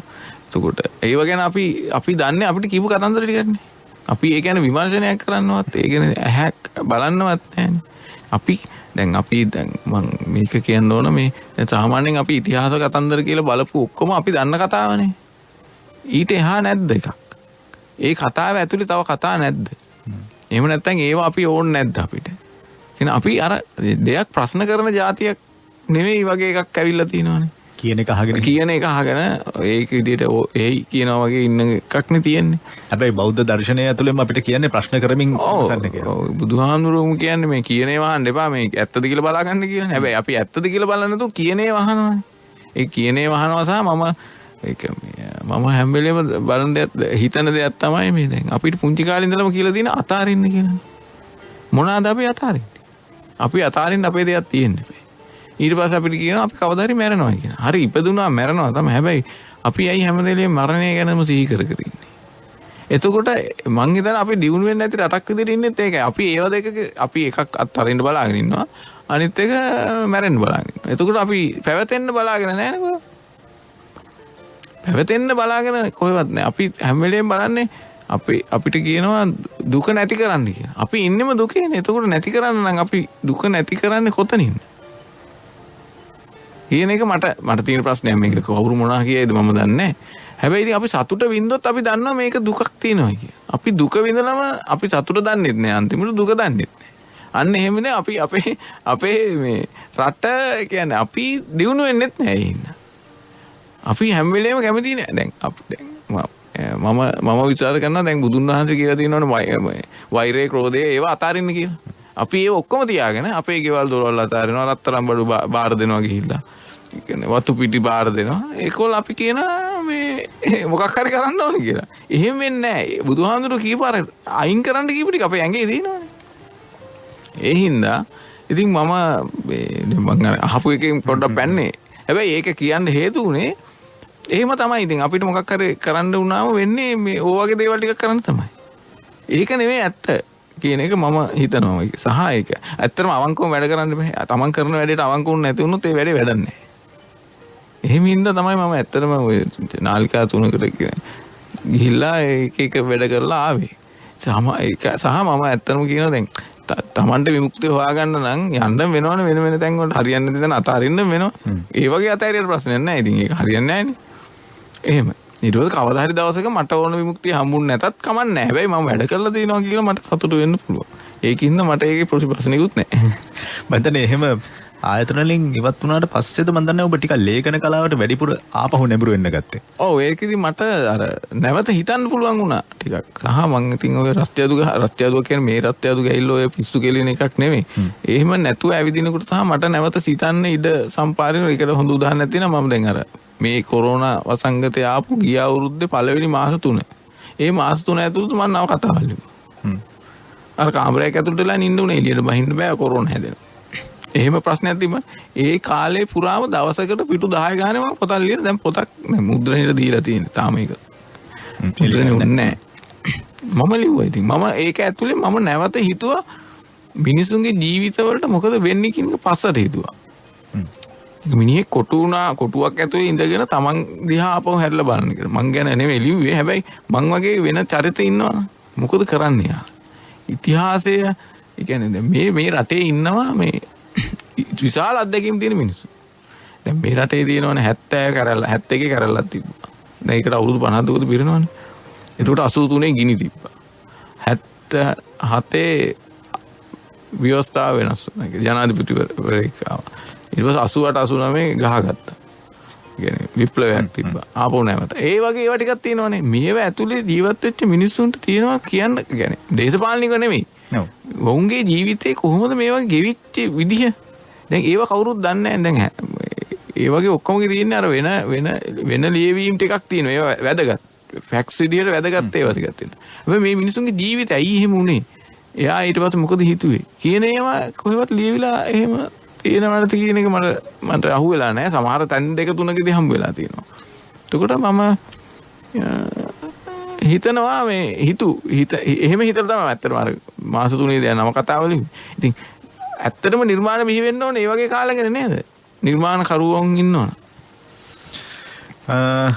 එහෙම නිර්මාණ කරපු කියලා මතන අපිට ඒ නිර්මාණය ගැන ඉදිරියේදී කතා කරන්න පුළුවන් වෙයි.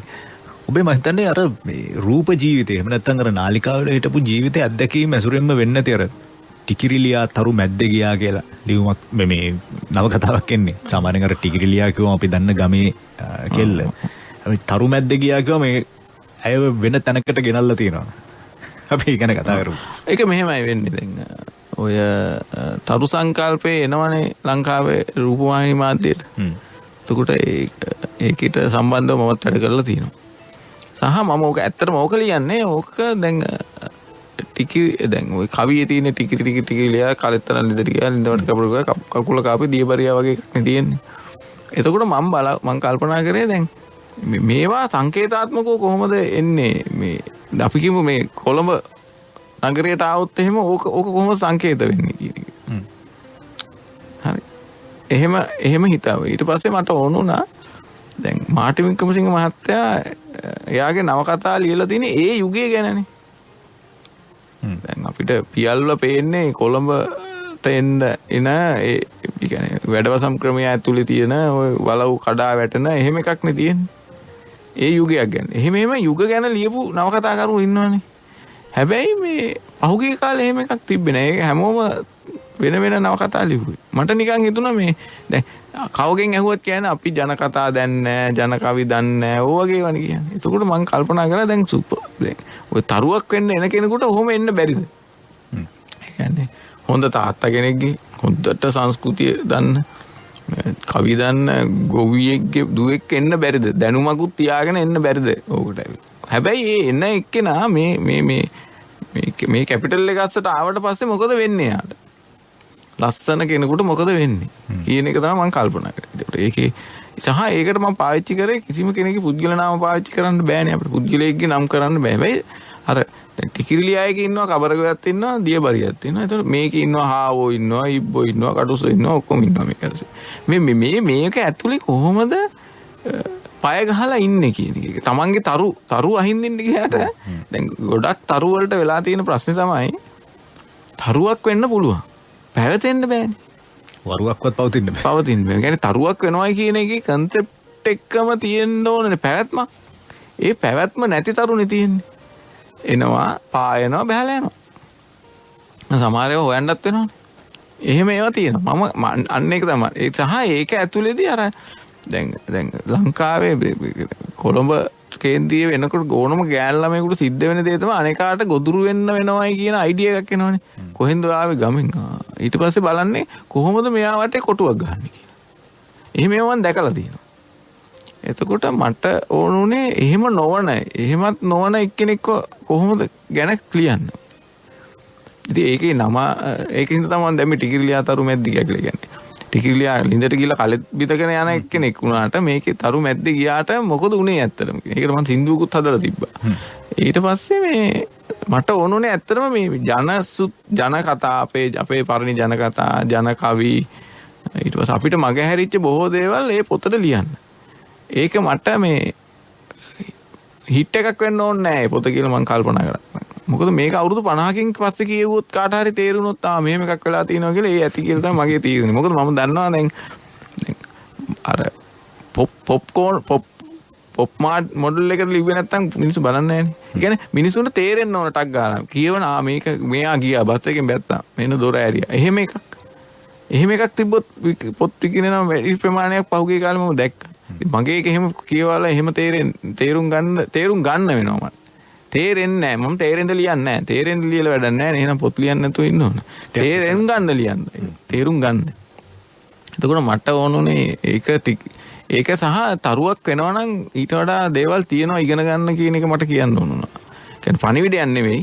තරුවක් වෙන්න ගියාමත් මෙහෙමත් වෙන්න පුළුවන් කියන එක. සහ කොච්චර දැනුම තිබ්බත් සමහර තැන්වලදී සමහර නොගැලපෙන තැන්වලදී දුවන්න වෙනවා.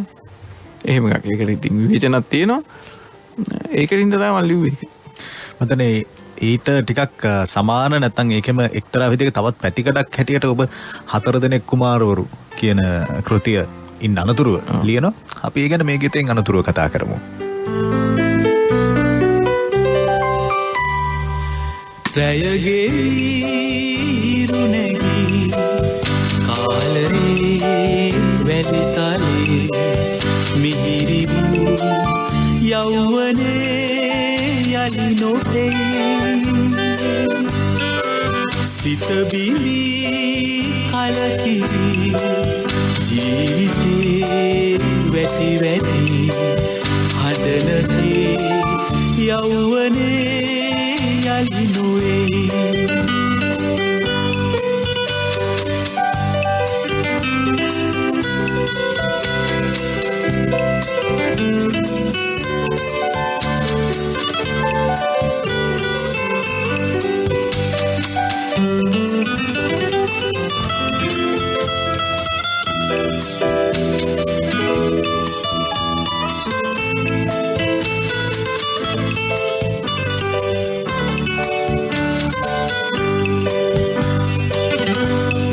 මණ්ඩලේදී රාත්‍රියේ කී පොතේරි සන් කුසලානේ මී පිරු ආදරේ සෙව් මිය ගියයි සිහිනෙකි රැයගේ හිරුනැගි වැලිතලේ මිහිරි වූ යෞවනේ යලි නොවේ සිත බිලි කලකිරි ජීවිතේ වැටි හඬනතේ යෞවනේ යලි නොවේ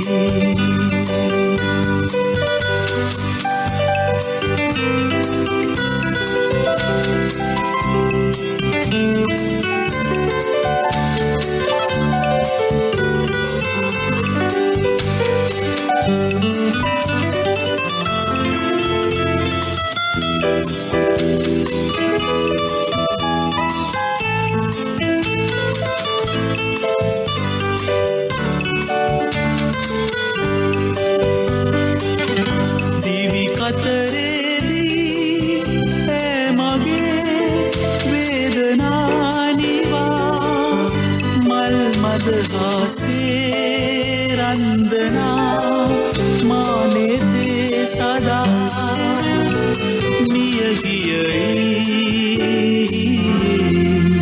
සිහිනෙකි වැයගෙවි හිරුනැගි කාලේ වැලිතාලේ මිහිරි වූ යෞවනේ යලි නොවේ සිත බිලි කලකිරි ජීවිතේ වැටි වැටි හඬනවේ යෞවනේ යලි නොවේ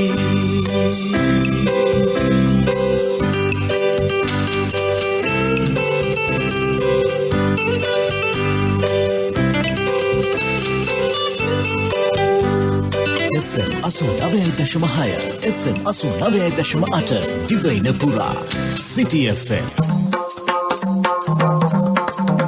ශනිදා කරලිය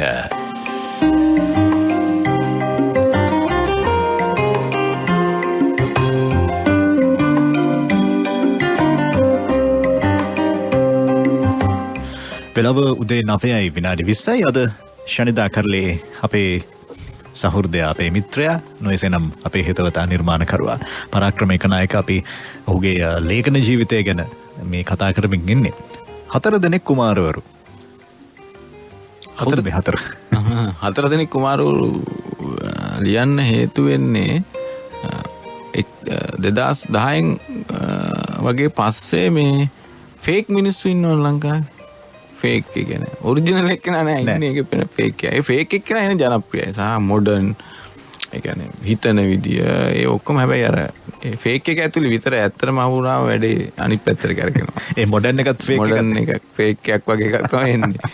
එතකොට දැන් මම ඇත්තටම ඔක මම ලියන්නේ මේ 2000 වසරේ ඉඳලා 2015 වගේ අවුරුදු කාලේ විතර මොකද ලංකාව ඇතුලේ තිබ්බ එක සිදුවීම් තියෙනවනේ සුනාමි එනවා. ඔය මාවිල්ලාරු අහනවා යුද්ධ ඉවරනවා ඔය වගේ දේවලුත් එක්ක මිනිස් සමාජයේ ඇතුලේ පොඩි චේන්ජස් වෙන එකයි ඒකට අර දැන් අර ටිකිරිලියා එකේ ගත්තා වගේ කොළඹට රැස්සාවට එන ගර්ල් කෙනෙකුට මොකක්ද වෙන්නේ කියන එක තමයි කොහොමද සහ එයා වටේ ඉන්න අයට මොකද වෙන්නේ කියන එක සහ ඒකට මේ ඒ කාලය ගලා යාම ඇතුලේ සිද්ධ වෙන ආර්ථික සමාජීය දේශපාලනික දේවලුත් එක්ක කොහොමද යාළගේ මනෝභාවයන් ඇතිරෙන්නේ සහ එතකොට ඒක තමයි මම කිව්වේ අර දැන් ෆේක් මිනිස්සු බිහි වෙන්න පටන් ගත්තම ෆේක් සහ දැන් ගොඩක් කරට අර මේ මොකද්ද දැන් ගමෙන් එන ගෑල් ළමයෙකුට තියෙන්නේ මේ පිළිගැනීමකට වඩා ගොදුරු කර ගැනීම කියන න්‍යායක් තමයි ගොඩක් වෙලාට තිබ්බේ මීට අවුරුදු ගානකට කලින්. දැනුත් එහෙම තමයි දැන් වෙන ස්වරූපයකින් තියෙනවා.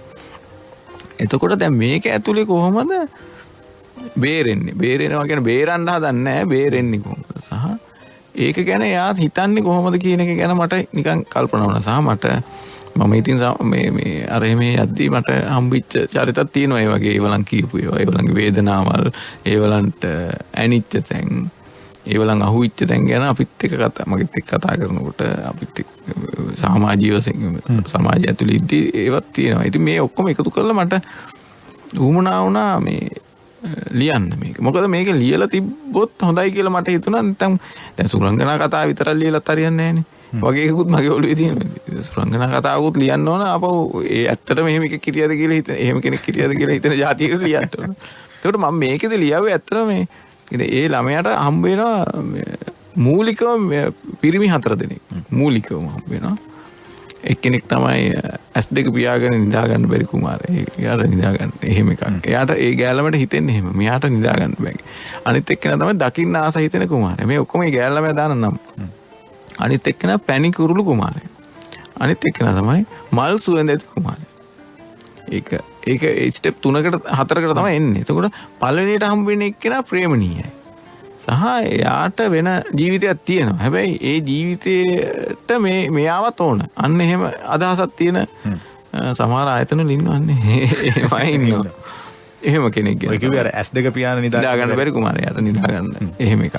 ඒකට දැන් මේකෙන් කොහොමද එයා ගැලවෙන්නේ කියන එක. සහ ඒකට ගොදුරු ඒ කියන්නේ කොහෙන් ගියත් ගමකින් යන ගෑල් ළමයෙකුට එහෙම ලේසියෙන් බේරෙන්න බැරි වෙනවා. කොහෙන් හරි අහුවෙලා කොහෙන් හරි වැඩේ අනිත් ගොදුර අනිත් එක්කෙනාගේ අපේක්ෂාවට එත් වෙනවා. එක්කෙනා අනිත් එක්කෙනා තමයි එයා දකින්න ආසයි දෙන. ඒ කියන්නේ ලස්සනට මිනිස්සු ඉන්නවනේ. ලස්සන මිනිස්සු ඉන්නවා කියන්නේ දැන් විෂුවල් මීඩියා එකේ ඉන්නවා ලස්සන මිනිස්සු.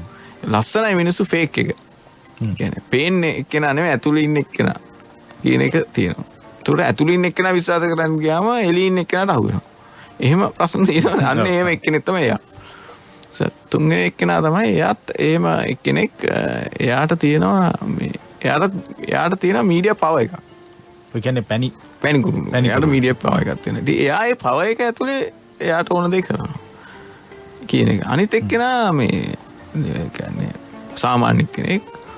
එයාත් මීඩියා වලට කියන්නේ සුවඳ හමන මල් සුවඳ කුමාර කියන ඇත්තට මේක එයා මේ මල් මේක පාවිච්චි කරන කෙනෙක්. ඒකෙන් තමයි එයා එහෙම කියන්නේ. හැබැයි මෙයා මේ ස්ටෙප් 3කටනේ 4කට යන්නේ. කියන්නේ අවුරුදු ගාණක් ඉස්සරහට එනකොට මෙයා කොහොමද චේන්ජ් වෙන්නේ කියන එක. මෙයාගේ ලයිෆ් එක ඒ ආයත් එක්ක චේන්ජ් වෙන එක. සහ මෙයාට අවබෝධ වෙනවා අන්තිමට මේ මම නිකන් පාවිච්චි වෙලා ඉන්නේ. ඕකනේ හැමදාම වෙන්නේ. හැමෝටම එක මොහොතකදී මතක් වෙනවා මං කොහෙද හරි පාවිච්චි වුණා මාර වැඩේ වෙන්නේ කියන එක. එතකොට ඔය ළමයි ගෑල් ළමයි නේ පිරිමි ළමයිනුත් දැන් එහෙම වෙනවා. ඒකත් එක්ක මේ මට ඕන ඒ කතාව කියන්න මෙහෙම වෙන්න එපා කියන එක. කියන්නේ උපදේශයක් නෙමෙයි මං කිව්වේ මේක කියවුවට පස්සේ එහෙම වෙන්න එපා. එහෙම වෙන්නේ නැතුව ඉන්න බලන්න. ඒ කියන්නේ මම විශ්වාස කරනවා ඕනම ගෑනු ස්ත්‍රියක් දැනුමත් එක්ක මේ ජීවිතේ ඕන තනියෙන් ඉන්න පුළුවන්. දැන් තනියෙන් ඉන්න කියන්නේ වැඩ කරන්න පුළුවන් ඕන පිරිමි කොටක් මැද්දේ කියන එක මට පුළුවන්. හැබැයි එහෙම නැති වෙන තැන් තියෙනවනේ. තමන්ව වීක් වෙන තැන්. මං කියන්නේ එහෙම නොවි ඉන්න කියන එක තමයි මම මේ පොතෙන් කියන්න හැදුවේ. සහ ඒක බාරගත්තා හොඳ ප්‍රතිචාරයක් තිබ්බ ගෑල් ළමයින්ගෙන්. හැබැයි පොත මෙහෙමයි ඉතින් ජනප්‍රිය විදියට විකිනෙන්නේ නැහැ. ඒක හිමීට විකිනේ කියලාත් මම විශ්වාස කරනවා. ඒකට මට අවස්ථාව දුන්න ප්‍රේමදිසානක මහත්තයාට ස්තුතිවන්ත වෙන්න ඕන.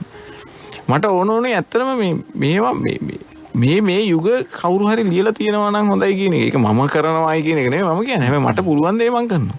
මට මේක ඇතුලේ මෙහෙම ලිව්වම කවුරු හරි කාදා හරි තව අවුරුදු 20කින් 30කින් කියවුවම මෙහෙමද 2000 ගණන් වගේ එකක් එනකොටත් හොඳයිනේ. දැන් අර හරියට අර ගම්පෙරිලි අපි කිව්වම මෙහෙමද ඒ කාලේ කියලා හිතෙනවා.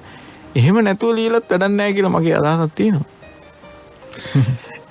අර මේ දැන් ඔබ මේ ආපහු අපි රූපවාහිනී පැත්තට ආවොත් එහෙනම් ඔබ දැන් රූපවාහිනී වැඩසටහන් ක්ෂේත්‍රයේ අර ප්‍රධාන ධාරාවෙන් එලි බැහැලා ඔබ වෙනමම දැන් විශේෂයෙන්ම අන්තර්ජාලය ඔස්සේ නැත්නම් කේබල් මාධ්‍ය ඔස්සේ රූපවාහිනී වැඩසටහන් කරමින් ඉන්නවා. රූපම තමයි. හැබැයි මාධ්‍ය වෙනස් මාධ්‍ය කියන්නේ ඒකත් රූප මාධ්‍යම තමයි. නමුත් ඒ මාධ්‍යයත් එක්ක ගනුදෙනු කරන ශ්‍රාවකයා ලං වෙන ක්‍රමය පොඩ්ඩක් වෙනස් කරලා තියෙනවා. මොකද ඒක හරි. ඒක මේන් ස්ට්‍රීම් එකේ වනෙවෙන්නේ මේවා. එතකොට දැන් ඒවා ඒවා සල්ලි වලට ගත්ත කට්ටිය තමයි බලන්නේ. ඒවා එක බුද්ධි මට්ටම් වල ආයනේ බලන්නේ. එක මහාචාර්යවරු ආචාර්යවරු මධ්‍යම පාන්තික එහෙමම අය බලනවා. එතකොට මේක සහ මේ ඔය දැන් ඔය කියපු විකල්ප කියන්නේ එළියේ ඔය දැන් අපි කතා කරන කේබල් හරි YouTube හරි මොනවා හරි එකක ඇතුලේ තියෙන ඒවා බලන්න කැමති වෙන්නේ YouTube නෙවෙයි මේ YouTube එකෙත් හොඳ ඒවා තියෙනවා. බලන්න කැමති වෙන්නේ අර වගේ ලැබෙන්නේ නැති Tamanට ලැබෙන්නේ නැති දෙයක් තියෙනවනේ. ඒ කියන්නේ කියන කවුරු හරි වතුන මම දැන් බලන්නේ නැහනේ. ටෙලිවිෂන් බලන්නේ නැහැ කියලා කියනවා. ඒ ටෙලිවිෂන් බලන්නේ නැති එකට හේතුව හොයාගත්තම තියෙන කෑල්ල තියෙනවනේ පොඩි. මේ ඇයි එයා කැමති මොකද්ද කියලා. අන්න ඒ වගේ ඒවා තමයි ඒ වගේ ඇත්තටම දෙන්න ඕන මං කියන්නේ. ඉතින් මට මේ ලැබිලා තියෙන අවස්ථාවෙත් මම ඒ වගේ ඒවා දෙනවා කියන්නේ. අපි ඇත්තටම කැමතිනේ දැන් අපිට නෑනේ ආදර්ශ. මං විචාර කරනවා දැන් අපේ කාලේ තිබ්බයි. මීට අවුරුදු ගානකට කලින් එහෙම ආදර්ශ හිටපුවා හිටියා. දැන් ආදර්ශ ගන්න නෑනේ කවුරුත්. ඒ කියන්නේ අපි දැන් මොකක් හරි ප්‍රශ්නයක් ඉඳලා කඩන් වටනම ඒ වෙනුවෙන් නෑ එහෙම නෑ ඔබ නැගිටින්න ඕන මෙහෙමයි කියලා ඔබ නැගිටින්න ඕන මෙහෙමයි කියලා කියන්න කට්ටිය නෑනේ. ඒකට ඒකට ආදර්ශයක් නෑ. හැබැයි දැන් එහෙම ආදර්ශ දෙන මිනිස්සු අනන්තවත් මේ රටේ ඉන්නවා. එහෙම තමන්ට අදහසක් කියාගන්න බැරි මිනිස්සු ඉන්නවනේ. ඔව්. හොඳ දැනුමක් තියෙන හරිය හොඳට ජීවිත අත්දැකීම් තියෙන අන්න ඒ වගේ මිනිස්සුන්ට අදහසක් තමන්ට කතා කරන්න ඉඩ දෙන්න වැඩසටහන් ටිකක් තමයි මම මේ දවස්වල කරන්නේ. ඒ කියන්නේ ඔවුන්ගේ ජීවිත වලින් අපිට ගන්න පුළුවන් දේවල් අලුත් පරම්පරාවට දැන් අපි අලුත් පරම්පරාව කියලා කට්ටියක් ඉන්නවනේ. ඒ පරපුරට හිතන්න මටත් මේක කරගන්න පුළුවන්. එහෙම නැත්නම් මමත් මෙහෙම වෙන්න පුළුවන්. මටත් මේවා තියෙනවානේ කියලා හිතන්න පුළුවන් නම් අනිත් එක්කනම අරගෙන එහෙම නැත්නම් එහෙම දිරියෙන් නැගිටපු මිනිස්සු ගැන වගේ දේවල් ටිකක් තමයි මම මේ දවස්වල කරන්නේ ටෙලිවිෂන් එකේ. ඒක ටෝක් ෂෝ විදියට යන අනිත් ඒවත් කරන්න ඕනේ. ඒකට මේ දවස්වල බෑ මං හිතන්නේ මේ කොරෝනා ප්‍රශ්නත් එක්ක චුට්ටක් ඒක පඩ්ඩක් නවත්තලා තියෙනවා. දැන් ඔය මාදිලිය වැඩසටහන් කරද්දී විශේෂයෙන්ම ප්‍රධාන ධාරාවෙන් ඔය වගේ වැඩසටහන් ප්‍රතික්ෂේප වෙන්න හෝ නොකර ඉන්න හේතුව තමයි මේවා කොහොමද විකුණන්නේ කියන එක. කැමතිනේ ඔබ විශේෂයෙන්ම පෞද්ගලික ආයතනයක සේවය කරපු නිසා ඒක ඒ කාරණා හොඳ හැටි දන්නවා ඇති. අර ඔබ කිව්වත් වගේ ඔවුන්ගේ අර කලර් එකට නෑ ඔවුන් මොකක් හරි චෝදනා කරන නෑ. එහෙම නෙවෙයි අපි මේවත් කරනවා කියන්නේ පෙන්වන්න පොඩි කැලලක් සමහර අවස්ථාවලදී පාවිච්චි කරනවා. නමුත් ඔය වගේ දේවල් වලින්ම නාලිකාවක් දුවනවා කියන එක. නැත්තම් මෙහෙම එක්කම විකාශය වෙනවා කියන එක කොහොමද මේවා වාණිජ්‍යත් අරමුණුත් එක්ක කොහොමද විකුණගන්නේ? කොහොමද ඔය වගේ වැඩසටහනක් ඇතුලේ සබන් කැලලක් විකුණගන්නේ? කොහොමද ඔය වගේ වැඩසටහනක් ඇතුලේ තමන්ගේ ජංගම දුරකථනය විකුණගන්නේ කියන එක පිළිබඳව ප්‍රශ්න එනවා. හැබැයි දැන් ඔබ විකල්ප මාධ්‍ය ධාරාවකට ආපුවම ඔය ප්‍රශ්නේ එන්නේ නැද්ද? මොකද ඔය කරන්න නිකන් බෑනේ වියදමක් යනවා. අපි මේ ආර්ථික ලෝකෙක ඉන්නේ. හැම දෙයක්ම දැන් ආර්ථික භාණ්ඩයක් කරලා තියෙනවා. වතුරත් ආර්ථික භාණ්ඩයක් කරලා තියෙන කාලෙක කොහොමද මේ හොඳ දේවල් මේ වාණිජ අරමුණුත් ඉටු වෙන විදිහට කරගෙන යන්නේ? දැන් මෙහෙමයි මම දැන් ඔයා කිව්වනේ මේ සබන් කැලලක් විකුණන්නේ කොහොමද කියලා කල්පනා කරනවා. දැන් මේ වගේ ප්‍රෝග්‍රෑම් බලන අයත් සබන් ගන්නවනේ. එතකොට එයාලට විකුණන්න ඕනේ නැද්ද? කියන ප්‍රශ්නය මට. එමනේ ඇත්තට.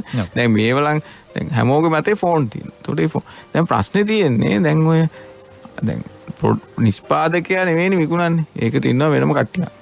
එයාලානේ විකුණන්න ඕනේ. ඒ විකුණන්නේ කොහොමද කියලා එයාලා හොයාගන්න ඕනේ. මම මේක සාහසිකද දන්නේ නැහැ. මම හැබැයි විශ්වාස කරනවා දැන් අපිට දැන් හැමෝම කියන්නේ මිනිස්සු ඉල්ලන දේ දෙනවයි කියලා. මිනිස්සු ඉල්ලලා තියෙන තැන මට අද වෙනකන් හම්බෙලා නැහැ. මට අවුරුදු 20ක් විතර මම මේ ෆීල්ඩ් එකේ ඉන්නවා. මට මිනිස්සු ඉල්ලපු දේවල් හම්බෙලා. මිනිස්සු මගෙන් කවදාවත් මොනවත් ඉල්ලලා නැහැ. මම මේ මිනිස්සුන්ට දීලා තියෙනවා. මිනිස්සු අදහස් කරනවා මේ වගේ එකක් තිබ්බනම් හොඳයි. හැබැයි ඒවා විකිනෙන්නේ නැහැ. ඒ විකිනෙන්නේ නැහැ මිනිස්සු අදහස් කරා. මිනිස්සුන්ට ඕන දේ මොකද්ද කියන එක හොයලා බැලුවොත් එහෙම ඒවා විකිනෙන්නේ නැහැ කියලා කියයි කට්ටියටක් ගන්න. හැබැයි ප්‍රශ්නේ තියෙන්නේ දැන් අපි විකුණන්නේ කොහොමද කියන එකනේ. ඇයි අපිට බැරි මිනිහෙක්ගේ ජීවිතයක් ගැන කතා කරන එකක් විකුණන්න? ඒක මිනිස්සු අහනවනම් ඒ අහන එක ඒ අහන අපි කියන වැඩසටහනක් කියන ඒ වැඩසටහනට මේ සමන් ගන්න කියලා කියන්න බැරියයි. පුළුවන් කියන්න. වෙලා තියෙන්නේ අර දැන් ඕකට වෙනම කට්ටියක් ඉන්නවනේ. ඒ අය ඒ කට්ටියට කියන්නේ වෙලෙන්දට කියන්නේ. ඒ වෙලෙන්දව පොළඹව ගන්න නෑනේ.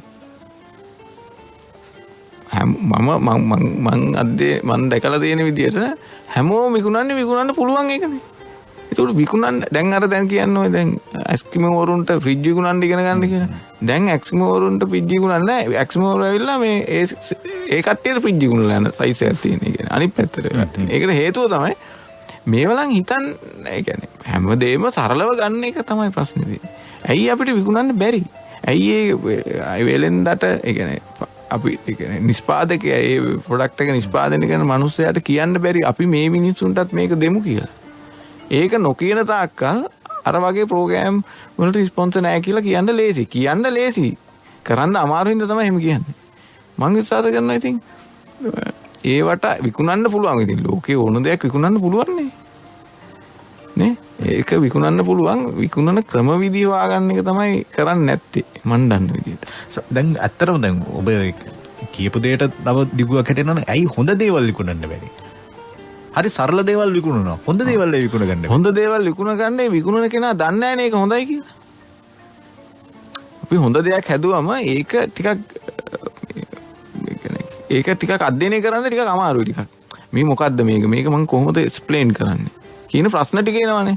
හැබැයි අර අනිත් දේවල් අර සරලම දේ විකුණලා ලේසියි. මේක මෙහෙම මේක ගෙඩියක් තියෙනවා. මේ ගෙඩිය මෙහෙම කියලා කියන්න උනා. හැබැයි හොඳ එකක් දුන්නේ නැටි ඒක ගැන යාට කියන්න ගොඩක් මහන්සි වෙනවා. මං විශ්වාස කරන එක මං කියන්නේ.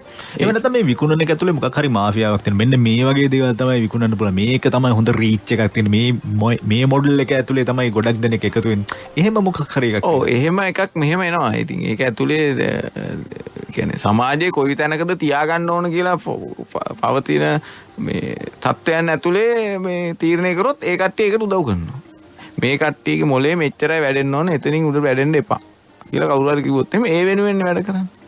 මේ කට්ටිය පොත් කියවන්න හුරු කරන්න එපා මේ කට්ටිය ෆෝන් බලන්න හුරු කරන්න කියලා කිව්වොත් ඒ වෙනුවෙන් වැඩ කරන්නේ. මොකද ඒක වැඩ කරොත් විතරයි මිනිස්සුන් මේ සමාජයේ එක්තරා කණ්ඩායමකට පැවැත්මක් තියෙන්නේ. එහෙම කරන වැඩක් තියෙනවා. හැබැයි ඉතින් මේ දැන් ඉන්න ගොඩක් මිනිස්සු මේ ඇත්ත මොකද්ද කියලා හොයාගෙන යන එකක් තියෙනවානේ. එතකොට හොඳ එක පස්සෙන් දුවනවා. ඒ දුවන එක ඒක හොඳ එක පස්සේ මිනිස්සු දුවනවා කියලා අර මිනිස්සුන්ට කවුරුත් කියන්නේ නැද්ද කොහෙද? එහෙම ප්‍රශ්නයක්ත් තියෙනවා. මේක ඔක්කොම ඉතින් අර තව මේ සමාජයේ එක්තරා කට්ටියකට උමනාවටනේ වැඩේ වෙන්නේ. එතකොට ඒ අයට ඕන විදිහට තමයි අර වෙලඳැන්වීම් හරි මොන හරි එන්නේ. එතකොට අපි දන්නවා සමහර ඒවා හොඳ නැහැ කියලා. හැබැයි ඒවා හොඳයි කියලා කියනවනේ. එහෙම ඒවාත් තියෙනවා. එතකොට ඕක ඇතුලේදී දැන් හොඳ ප්‍රෝග්‍රෑම්ස් තියෙනවා. ඒවට ස්පොන්ස් කියන්නේ වෙළඳ අනුග්‍රහය ගන්නත් පුළුවන්. හැබැයි ගන්න නැහැ. මම ගොඩක් අයත් එක්ක කතා කරමු. ඒක හරියන්නේ නැහැ. මේක කරන්න පුළුවන්. ඉතින් එහෙම එකක් කරන්න ඕනද කියන එක අපිට තීරණය කරන්න වෙනවා. එහෙම එකක් තියෙනවා. හොඳයි. ඔබේ අත්දැකීම් එක්ක තමයි ඔබ මේ කතා කරමින් ඉන්නේ. අපි මේ ගීතෙන් අනතුරුව මේ වැඩසටහනේ අවසන් අදියරට එන්නේ. අද පරාක්‍රම ඒකනායකත් සමග ශනිදා කරලිය.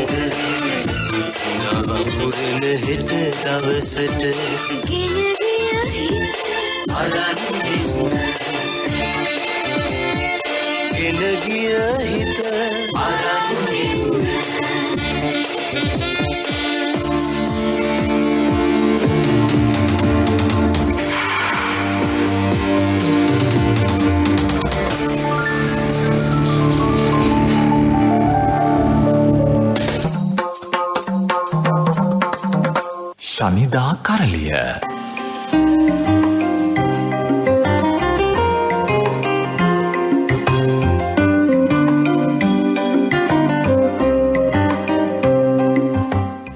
අද ශනිදා කරලි අපේ ආරාධිතයා බවට පත්වෙන්නේ පරාක්‍රම ඒකනායක ලේඛන කලාව ඇතුලේ සහ රූපවාහිනී වැඩසටහන් නිර්මාණය කරන ඇතුලේ තිබෙන අත්දැකීම් තමයි ඔබ මේ බෙදා හදා ගනිමින් හිටියේ. ඔබ හරි අපූර්ව වචනයක් පාවිච්චි කරා මේ වැඩසටහන ඇතුලේ තමයි රස්තියාදුව කියන වචනේ. රස්තියාදුව කියන වචනේ මේ අපි බාරගන්නේ පොදුවේ ගත්තාම මේ සමාජයේ බාරගන්නේ මේ රස්තියාදු කාර්යය රස්තියාදුව කිව්වම ඒක ටිකන් එච්චර පිළිගැනීමට ලක් වෙන වචනයක්වත් ක්‍රියාවක් නෙවෙයි. හැබැයි මේ රස්තියාදුව ඇතුලේ එකතු කරගත්ත දේවල් ඔබ එක පැත්තකින් ටිකිරිලියා තරු මැද්දේ ගියා කියන කෘතිය ඔස්සේ 4 දෙනෙක් කුමාරවරු කියන කෘතිය ඇතුලේ සහ ඔබ මේ දැන් රූපවාහිනී මාධ්‍ය ඇතුලේ කරමින් ඉන්න විකල්ප රූපවාහිනී මාධ්‍ය ඇතුලේ කරමින් ඉන්න කාරණාවලට මොකද මේ රස්තියාදුව මේ රස්තියාදුව කිව්වම අපි දැන් අපිට රස්තියාදු දැන් අපි අපේ ඉන්නේ රස්තියාදු කාර්යෝනේ ගම්වල ඉන්න රස්තියාදු කියන්නේ වැඩක් කරන්න නැතුව බෝකු ගාන ඉඳන් ඉන්නවා වගේ කියන අදහසක් තමයි අපේ ওই රස්තියාදුව කියන එකේ ඇතුලේ තියෙන්නේ. ඒ කියන්නේ ගම්මේ වෙන්නේ ගොඩක් වෙලාවට. හැබැයි රස්තියාදුව කියන්නේ මේක ඇවිදිනවා කියන එක. මම විශ්වාස කරන්නේ ඔය සංචාරය කරන එකට. ඒකත් රස්තියාදුවන්නේ. මේ අපි යන තැන් අපි මේ සමාජයේ ඇතුලේ යන්නේ ඒ රස්තියාදුවනේ. අපිට හම්බ වෙන නොඑක් මිනිස්සු. නොඑක් චරිත, නොඑක් කතන්දර, නොඑක් සිද්ධි අපි මූණ දෙනවා නොඑක් ඛේද වාචක වලට. නොඑක් සතුටු වෙන දේවල් ටික. ඊට පස්සේ අපි පොත් කියවන්න ගියාම ඒව අස්සේ තියෙනවා තව සස්තියාදු. එතකොට අපි නොදන්න රටවල් වල රස්තියාදු ගන්නවානේ. ඒ පොත් අස්සේ යනවා.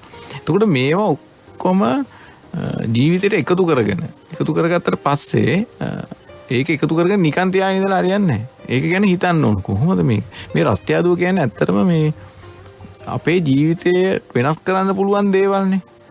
කියන්නේ මම විශ්වාස කරන දේ තමයි අපි කතා කරනකොට නිකන් ඔහේ කතා කරන්න ඕනේ නැහැ. අදහස් කතා කරාම හරියන්නේ. අදහස් තියෙන්න ඕනේ. මිනිස්සුන්ට අදහස් තියෙන්න ඕනේ. ඒ අදහස් තව කෙනෙක් අරගන්න ඕනේ. ඒ අරගත්ත කෙනා ඒ ගැන හිතන්න ඕනේ. එහෙම ව්‍යාප්ත වෙන්න ඕනේ. මේ මම රස්තියාදුව කියන එක ඇතුලේ කරන්නේ ඒක තමයි. කියන්නේ මම ඕනෑම කෙනෙක්ගෙන් යමක් හොරකම් කරනවා. ඒක හොරකම් කරනවා කියන්නේ මේ මිනිහා කියන්නේ මේ හොරෙක් විදියට නෙමෙයි. ඔහුගේ අදහසක් මට නැවත හිතන්න පොළඹවන තැනකට ගේන්න පුළුවන්ද කියලා බලනවා මම. ඊට පස්සේ අත්දැකීම් විඳිනවා මම. කියන්නේ මට ලැබෙන අත්දැකීම් මම විඳිනවා. ඒ සහ අපි කියනවානේ මම මෙහෙමයි කිය ඉන්නවට වඩා මගේ ජීවිතය ඇතුළට මම ඒක ගන්නෙ කොහොමද කියලා හිතන එක වටිනවා. ඒ කියන්නේ අපිට බෑනේ මේ ටෝක් දෙන්න පුළුවන්. ඒවා කවදා හරි දවසක ඔප්පු කරන්න බැරි වුණොත් එimhe ඉවරනේ අපි. අන්න එහෙම ඒවා. එතකොට මම අර රස්තියාදුව කියන කෑල්ල පාවිච්චි කරන්නේ ඇත්තටම මේ මගේ ජීවිතේට අත්දැකීම් එකතු කරගන්න. මේ කියන්නේ මට මේක කියන්නේ අපේ පරම්පරාව ගොඩක් අය එහෙමයි. අපේ පරම්පරාව කියලා ගත්තට කියන්නේ අමනාප වෙන්න ඕනේ නැහැ. මේ අපිත් එක්ක හිටපු අය හැමෝම එහෙමයි. තමන්ගේ ජීවිතය ඇතුළට මේ වගේ හැමතැනම ගිහිල්ලා අඬලා දොඩලා ගුටි දැන් අහනවානේ මේ ආදරය ගැන ගමු. ආදරය ගත්තම දැන් ආදරය තියෙනවද වගේ එකක් ඇවිල්ලා තියෙනවානේ. ඒ වුණාට ඉතින් ආදරය තියෙනවානේ. ඒක වෙනුවෙන් අඬන්න පිරිමියෙකුටද ගෑණියෙකුටද කියලා නෑනේ. අඬන්න පුළුවන්නේ. ඒක ඉවසන්න පුළුවන්නේ. අනේකා වෙනුවෙන් ඉවසීමත් ආදරයක්නේ. කියලා තමයි මම විශ්වාස කරන්නේ. එතකොට දැන් මේ ඔක්කොම අපිට අහුවෙන්නේ මේ මිනිසුත් එක්ක සම්බන්ධ වුණාම ඔය වගේ දැන් අපි සුගත් බිව්වයි කියලා කියනවනේ ආදරය වෙනුවෙන්. ඒක වස්සානේ ඉන්න කසුනුත් එහෙමනේ. හැබැයි අපි ජීවිතේ ඒක කරන්නේ නැහැනේ. අපි බලන්නේ ආදරය ගැන එන විදග්ධව හිතන්නනේ. ආදරය ගැන විදග්ධව හිතන්නත් ඕන. හැබැයි ජීවිතය ඇතුලේ ඒක හිතන්න ගියාම ආදරේ නැති වෙනවනේ නේ. මම විශ්වාස කරන්නේ එහෙම. එතකොට දැන් ඔය රස්තියාදු ගහද්දි ඕවා තමයි ඉගෙන ගන්න තියෙන්නේ. රස්තියාදු ගහලම් බලන්න ඕනේ. ඒකට මේ මං කියන්නේ අපි බොන්නේ නැහැ කියලා කට්ටිය ඉන්නවනේ. නෑ බාරකට ගිහලා රස්තියාදු ගහන්න ඕනේ. එතකොට පේනවා ජීවිතවල තියෙන මේ ඛේද වාචකේ. එහෙම නැත්නම් ඒකේ තියෙන ප්‍රහාසය. ඒ අත්දැකීම ගන්න ඕනේ නැතුව කියන්නේ බොන්නේ නැහැ කියන එකෙන් කියවෙන්නේ නැහැ හොඳ මිනිහෙක් ඉන්නවා කියලා. මං විශ්වාස කරන්නේ මේකෙන් කියන්නේ නැහැ බොන්න කියලා. නමුත් මම දන්නවා ඒක එහෙම නැහැ කියලා කියන්නේ. සමහර බොන්නේ නැති මිනිස්සු තමයි නරකම මිනිස්සු. එහෙමත් මම දැකලා තියෙනවා. සමහර බොන මිනිස්සු හොඳ මිනිස්සුත් වෙනවා. එහෙමත් ඒක. ඒකින්ද මේ අර ඒ කියන්නේ බීම ගැන මම කතා කරේ ඒක අපි පිළිකුල් කරන උදාහරණයක් විදිහට. එතකොට දැන් අපිට අනේකාව තේරුම් ගන්න ඕන කියලා තමයි මං හිතන්නේ. ඒ තේරුම් ගන්න රස්තිය අඩු ගන්න වෙනවා. එහෙම නැති වුණොත් බෑ අපිට ගේ ඇතුළේ ඉඳලා ඉතාම විනීත ගෝලෙක් විනීත දරුවෙක් වෙලා ඒක අපිට තේරෙන්නේ නැහැ. විනීත දරුවා විසින් තමයි අනේකාව පෙළන්නේ. හැබැයි ඔය රස්තියාදු ගහනවා කියන එක ඇතුලේ කාරණා දෙකක් මම ඔබට ඉදිරිපත් කරොත් එහෙම එකක් රස්තියාදු ගහුවම කෙනෙක් සමහර ලාවට ඒක නොමගට යන්න තියෙන ඉඩ වැඩි. එහෙම වෙනවා නම් වෙන්නේ රස්තියාදු ගහන කෙනාගේ මොකක්ද ඒකට කියන්නේ අපි කිව්වොත් චින්තනය හරි සිතීම හරි මනස හරි අවුල් වුණොත් ওই රස්තියාදුවෙන් වැරදි පැත්තට යන්නත් පුළුවන්. හරි පැත්තට යන්නත් පුළුවන්. ඒක අර සාමාන්‍යයෙන් අර වඳුරට දැලිපිහි අහුණා වගේ කාරණාවක් නොවි පාවිච්චි කරන කෙනා කොයිතරම් දුරට සබුද්ධිකද සවිඥානිකද කියන කාරණාවත් මෙතනදී වැදගත් වෙනවා. ඔව් අනිවාර්යෙන් ඒක කියන්නේ දැන් නරක පැත්තට යනවයි කියන එකදී ඒක රස්තියාදුවක් නෙවෙයිනේ. ඒක අහුවෙන එකන්නේ. අහුවෙනවා. එතකොට අපි දැන් අපිට රස්තියාදු ගහනකොට ඔය රස්තියාදු කියන වචනේ එන්නේ මේ පැත්තෙන්නේ. නරක වේ රස්තියාදු ගවුන නරක වේ කාලේ කන්න එපා. වගේ දැන් ඉතින් කාලේ කන කෑම හරි බය හිතෙනවා. දැන් ත්‍රිවිල් එක වාඩි වෙලා ඉන්න මිනිස්සෙක් දවසට කීයක් පැය කීයක් කාලේ කනවද? එතකොට ඒ කාලේ ආයෙ එන්නේ නැහැ නේ. එතකොට අර ඉස්සර බෝක්කුවල ඉඳලා කාලේ කන්න එපා කියවනේ සමහර විට ඒ බෝක්කුවල ඊට බෝක්කුවල වාඩි වෙලා ඉන්න මිනිස් කොල්ලෝ ඊට වඩා විදග්ධ දෙයක් කතා කරා වෙන්න පුළුවන් නේ. හැබැයි ත්‍රිවිල් එකේම වෙන්නේ නැහැ. පොතක්වත් කියවන ත්‍රිවිල් කාරෝ දකින්න කලාතුරකින්. එතකොට දැන් නරක වෙනවා කියන එක නෙමෙයි ප්‍රශ්නේ. දැන් අපි රස්තියාදු ගහන්නේ ඇයි කියන එක තේරුම් ගන්න ඕනේ ඉස්සෙල්ලා. අපි තේරුම් ගන්න ඕනේ. එතකොට අපි මේ රස්තියාදු ඇතුළේ මොනවද ඉගෙන ගන්න කියන්නේ? ඉගෙන ගන්නවා කියන්නේ පොත් බලලා නෙමෙයි ජීවිත අත්දැකීම් ගන්නවා කියන්නේ. එතකොට අපි යම් කිසි වැරදි දෙයකට යොමු වෙනවා කියලා කියමුකෝ. ඒකෙන් ඒක වැරදි දෙයක් කියලා දැනගත්තම හරිනේ. දැන් ඕක වෙන්නේ නැහැ. ඉතින් ගොඩක් වෙලාවට දැන් මේ වෙලා තියෙන්නේ සමාජ රටාවන් එක තමයි ප්‍රශ්නේ තියෙන්නේ. හැබැයි මං හිතන්නේ තනි පුද්ගලයන් වශයෙන් හිතුවොත් එහෙම මේක ප්‍රශ්නයක් නැති වෙනවා මං හිතන්නේ. මං හිතන්නේ එහෙම. ඒ කියන්නේ රස්තියාදු ඇතුලේ තමන් ගැන තමන්ට විශ්වාසයක් තියෙනවා නම් ඕන තැනකට ඉන්න පුළුවන් නේ. ඕන දෙයක් කරන්න පුළුවන්. අවදා අර ඔයා කිව්වා වගේ ඕන තමන්ගේ දැනුම කොයිතරම් තැනක තියාගෙන ඉන්නවද කියන එක තමයි. ඔබ මේ වැඩසටහන අතරතුරේදී අපූර්ව කතාවක් කිව්වා. ඒ තමයි මේ අර රූප කියවීම පිළිබඳව. බලන එක නෙමෙයි කියවීම. මම හිතන්නේ මේ කාරණාවටත් යාබදයි. අර කියවීම දෙයක් දිහා අවදියෙන් බලන එක. අන්නේ අවදියෙන් බලන එක සමාජයක් හැටියට අපි ප්‍රගුණ කළා නැද්ද? කියන්නේ අර ඔබ කලින් කියපු අර ප්‍රශ්න කිරීම පවා ප්‍රශ්න කිරීම වලා හෝ පේන එක නෙමෙයි බලන එක. පිළිගන්න එක කියන දේ ඒ විදිහටම පිළිගන්න එක නෙමෙයි ඒක එහෙමද කියලා අපි හිතන එක. මේ කාරණාවට ඒක අපේ අධ්‍යාපනයේ පැත්තෙන් තිබ්බ අඩුපාඩුවක් එහෙම නැත්නම් අපේ කලාව පැත්තෙන් තිබිච්ච අඩුපාඩුවක්ද සමාජීය වශයෙන් තියෙන අඩුපාඩුවක්ද අපි දෙයක් පේන එක තමයි බලන්නේ නැහැ. කියන එක තමයි අහන්නේ නැහැ. දැන් ඔගේ ප්‍රශ්නේ මේ අධ්‍යාපනයේ තමයි ප්‍රශ්නේ ඉන්නේ මුලින්ම. කියන්නේ අධ්‍යාපනයේදී කියන්නේ ඉගෙන ගන්න කියලානේ කියන්නේ. හදාරන්න කියන්නේ නැහැ. ඉගෙන ගන්න කියන්නේ. එතකොට බලන්න කියන්නේ. එතකොට අපිට මේ දැන් පාඩමක් තිබ්බොත් එහෙම ඒකේ තියෙන දේ ලිව්වොත් විතරනේ ලකුණු හම්බෙන්නේ. එතකොට හිතලා පාඩම බලලා හිතන දේ ලිව්වොත් ලකුණු දෙන්නේ නැහැනේ කවුරුත්. විභාගෙට දෙන්නේ නැහැනේ. එතකොට දැන් සහ අපිට අර හැමදේම කටපාඩම් කරන්න කියලා දුන්න අධ්‍යාපනයනේ තියෙන්නේ.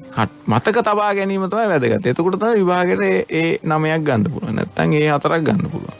ඒක මතක තියාගත්තට පස්සේ ඒක මතක තියාගන්න ඊට පස්සේ මොකද්ද කරන්න කියලා කවුරුත් දන්නේ. එතකොට දැන් අපිට දෙයක් දිහා බලලා ඒක මොකක්ද කියන එක අවබෝධ කරගන්න පුළුවන් එකක් ඉස්කෝලේදීවත් කියලා දීලා නැහැ. ඒක අපිට සිද්ධ වෙන දෙයක්නේ. ඒ හින්දා අපි හැම වෙලේම දෙයක් දිහා බලන්නේ දෙයක් දිහා බලනවා මිසක් දකින්නේ. ඒ හින්දා තමයි අපිට සමහර දේවල් පැටලෙන්නේ හැම වෙලේම. දැන් අපි කිමු සමාජයේ මොන හරි සිද්ධ වුණාට පස්සේ අපි ඒ බලන එක දිහා බලලා මාර වැඩේ කියලා ටෙක්ස්ට් දාන්න දැන් ඔය වුණ පොතේ. හැබැයි ඒක දැක්කොත් අපිට තේරෙනවා මේක දැක්කම ඒක ඇතුලේ තියෙන දේවල් ටිකක් තියෙනව නේද? ඒක වෙන්න හේතුව මේක නේද කියන අවබෝධය එනවා. හරි. එහෙම නැත්නම් ඒක නෑ. අපිට කිසිම තැනක කවුරුත් ඒක දකින්න හරි කියවන්න හරි කියලා දීලා නැහැ. මම දන්නේ කොහෙවත් මට හම්බ වෙලත් නැහැ එහෙම සාමාන්‍යයෙන් ඊට ඔය ගැන අධ්‍යයනය කරන පිරිස අතරේ තියෙනවා ඒක. එහෙනම් අපි චිත්‍රපටි බලන්නනේ යන්නේ. ඒ හින්දා අපිට චිත්‍රපටි වල තියෙන ඇත්ත කාරණාවල් තේරෙන්නේ නැතු වෙනවා. අපි සින්දු ඇහුවට සින්දු දකින්නේ නැහනේ. සින්දුව දකින්නේ නැහැ. අපි සින්දුව දකින්නවා කියලා කියන්නේ පද බලනවා කියන එකනේ. ඒක නෙමෙයි. ඒක ඇතුළේ තියෙන ගැඹුරු කාරණාව. එතකොට අපි ටෙලිවිෂන් බලනවානේ. ටෙලිවිෂනේ දැක්කනම් එහෙම හොඳ ප්‍රෝග්‍රෑම් එනවා. හොඳ වැඩසටහන එනවා මං කියන්නේ. එතකොට අපි නවකතා පොත්ත් බලනවා. නවකතා හරි කෙටි කතා හරිත් බලනවානේ. ඒවා කියවන්නේ නැහනේ. කියවුවනම් අපිට අහුවෙනවා අපි ඇත්තටම කියවන්න ඕනේ මොකද්ද කියලා. එහෙම ප්‍රශ්නයක් එනවනේ. එතකොට ඔය කියවීම කියන එක ගැන මේ මීට වඩා අපි කියන්නේ අපේ අලුත් පරපුර එහෙම නැත්තම් හැමෝම හිතන්න පටන් ගත්තා නම් මේක මීට වඩා සුන්දර වෙයි මේ රටත් මං හිතන්නේ. වැදෑරීමට වඩා විචාරන්නට උරු වුණා නම් අනිවාර්යෙන් ඕන තැනකින් ගොඩ යන්න පුළුවන්. හොඳයි එහෙනම් බොහොම ස්තුතියි ඔබට පරාක්‍රම ඒකනායක නිර්මාණකරුවාට. අනාගතයේදී මොනවද තිබෙන බලාපොරොත්තු අපිට මිනිත්තුක පමණ කාලයක් තියෙනවා. අනාගතයටත් ඉතින් මට ඇත්තටම උමනාව තියෙන්නේ මේ මිනිස්සුන්ට මතක හිටින දේවල් ටිකක් කරන්න තමයි. වෙනනම් ඉතින් ඒක අනාගතයක් ලොකු බලාපොරොත්තු නෑ. බලාපොරොත්තු කියන්නේ ඉතින් එන විදියට වැඩ කරලා ඒ වගේ ඇති වෙන අලුත් සතුට තමයි ගන්න පුළුවන්. එන විදියට මුණ දෙන එක. හොඳයි බොහොම ස්තුතියි. ඔබ බොහොම සංසුන් ගමනක් යන කෙනෙක්. නිර්මාණ කරලිය ඇතුලේ වැඩි ප්‍රසිද්ධියක් හොයන්නේ නැති වැඩේ ගැන ලොකු අවධානයෙන් ඉන්න කෙනෙක් හැටියට තමයි බොහොම ක්ෂේත්‍රය ඇතුලේ ප්‍රකට. ඒ නිසා ඒ කාරණාවන් එක්ක හොඳ දෙයක් මේ සමාජය වෙනුවෙන් තිරණ කරන අවස්ථාව ලැබෙවි කියන විශ්වාසෙත් එක්ක අපි ඔබට සුබ ප්‍රාර්ථනා කරමින් සමුගන්න වැඩසටහන බොහොම ස්තුතියි. අපි එම්නම් එළඹෙන සතියේදී නැවත මුණ ගැහෙන්නට බලාපොරොත්තු වෙන්නේ. එළඹෙන සතියේදී තා බොහෝ විට මුණ ගැහෙවේ. සුබ සතියක්.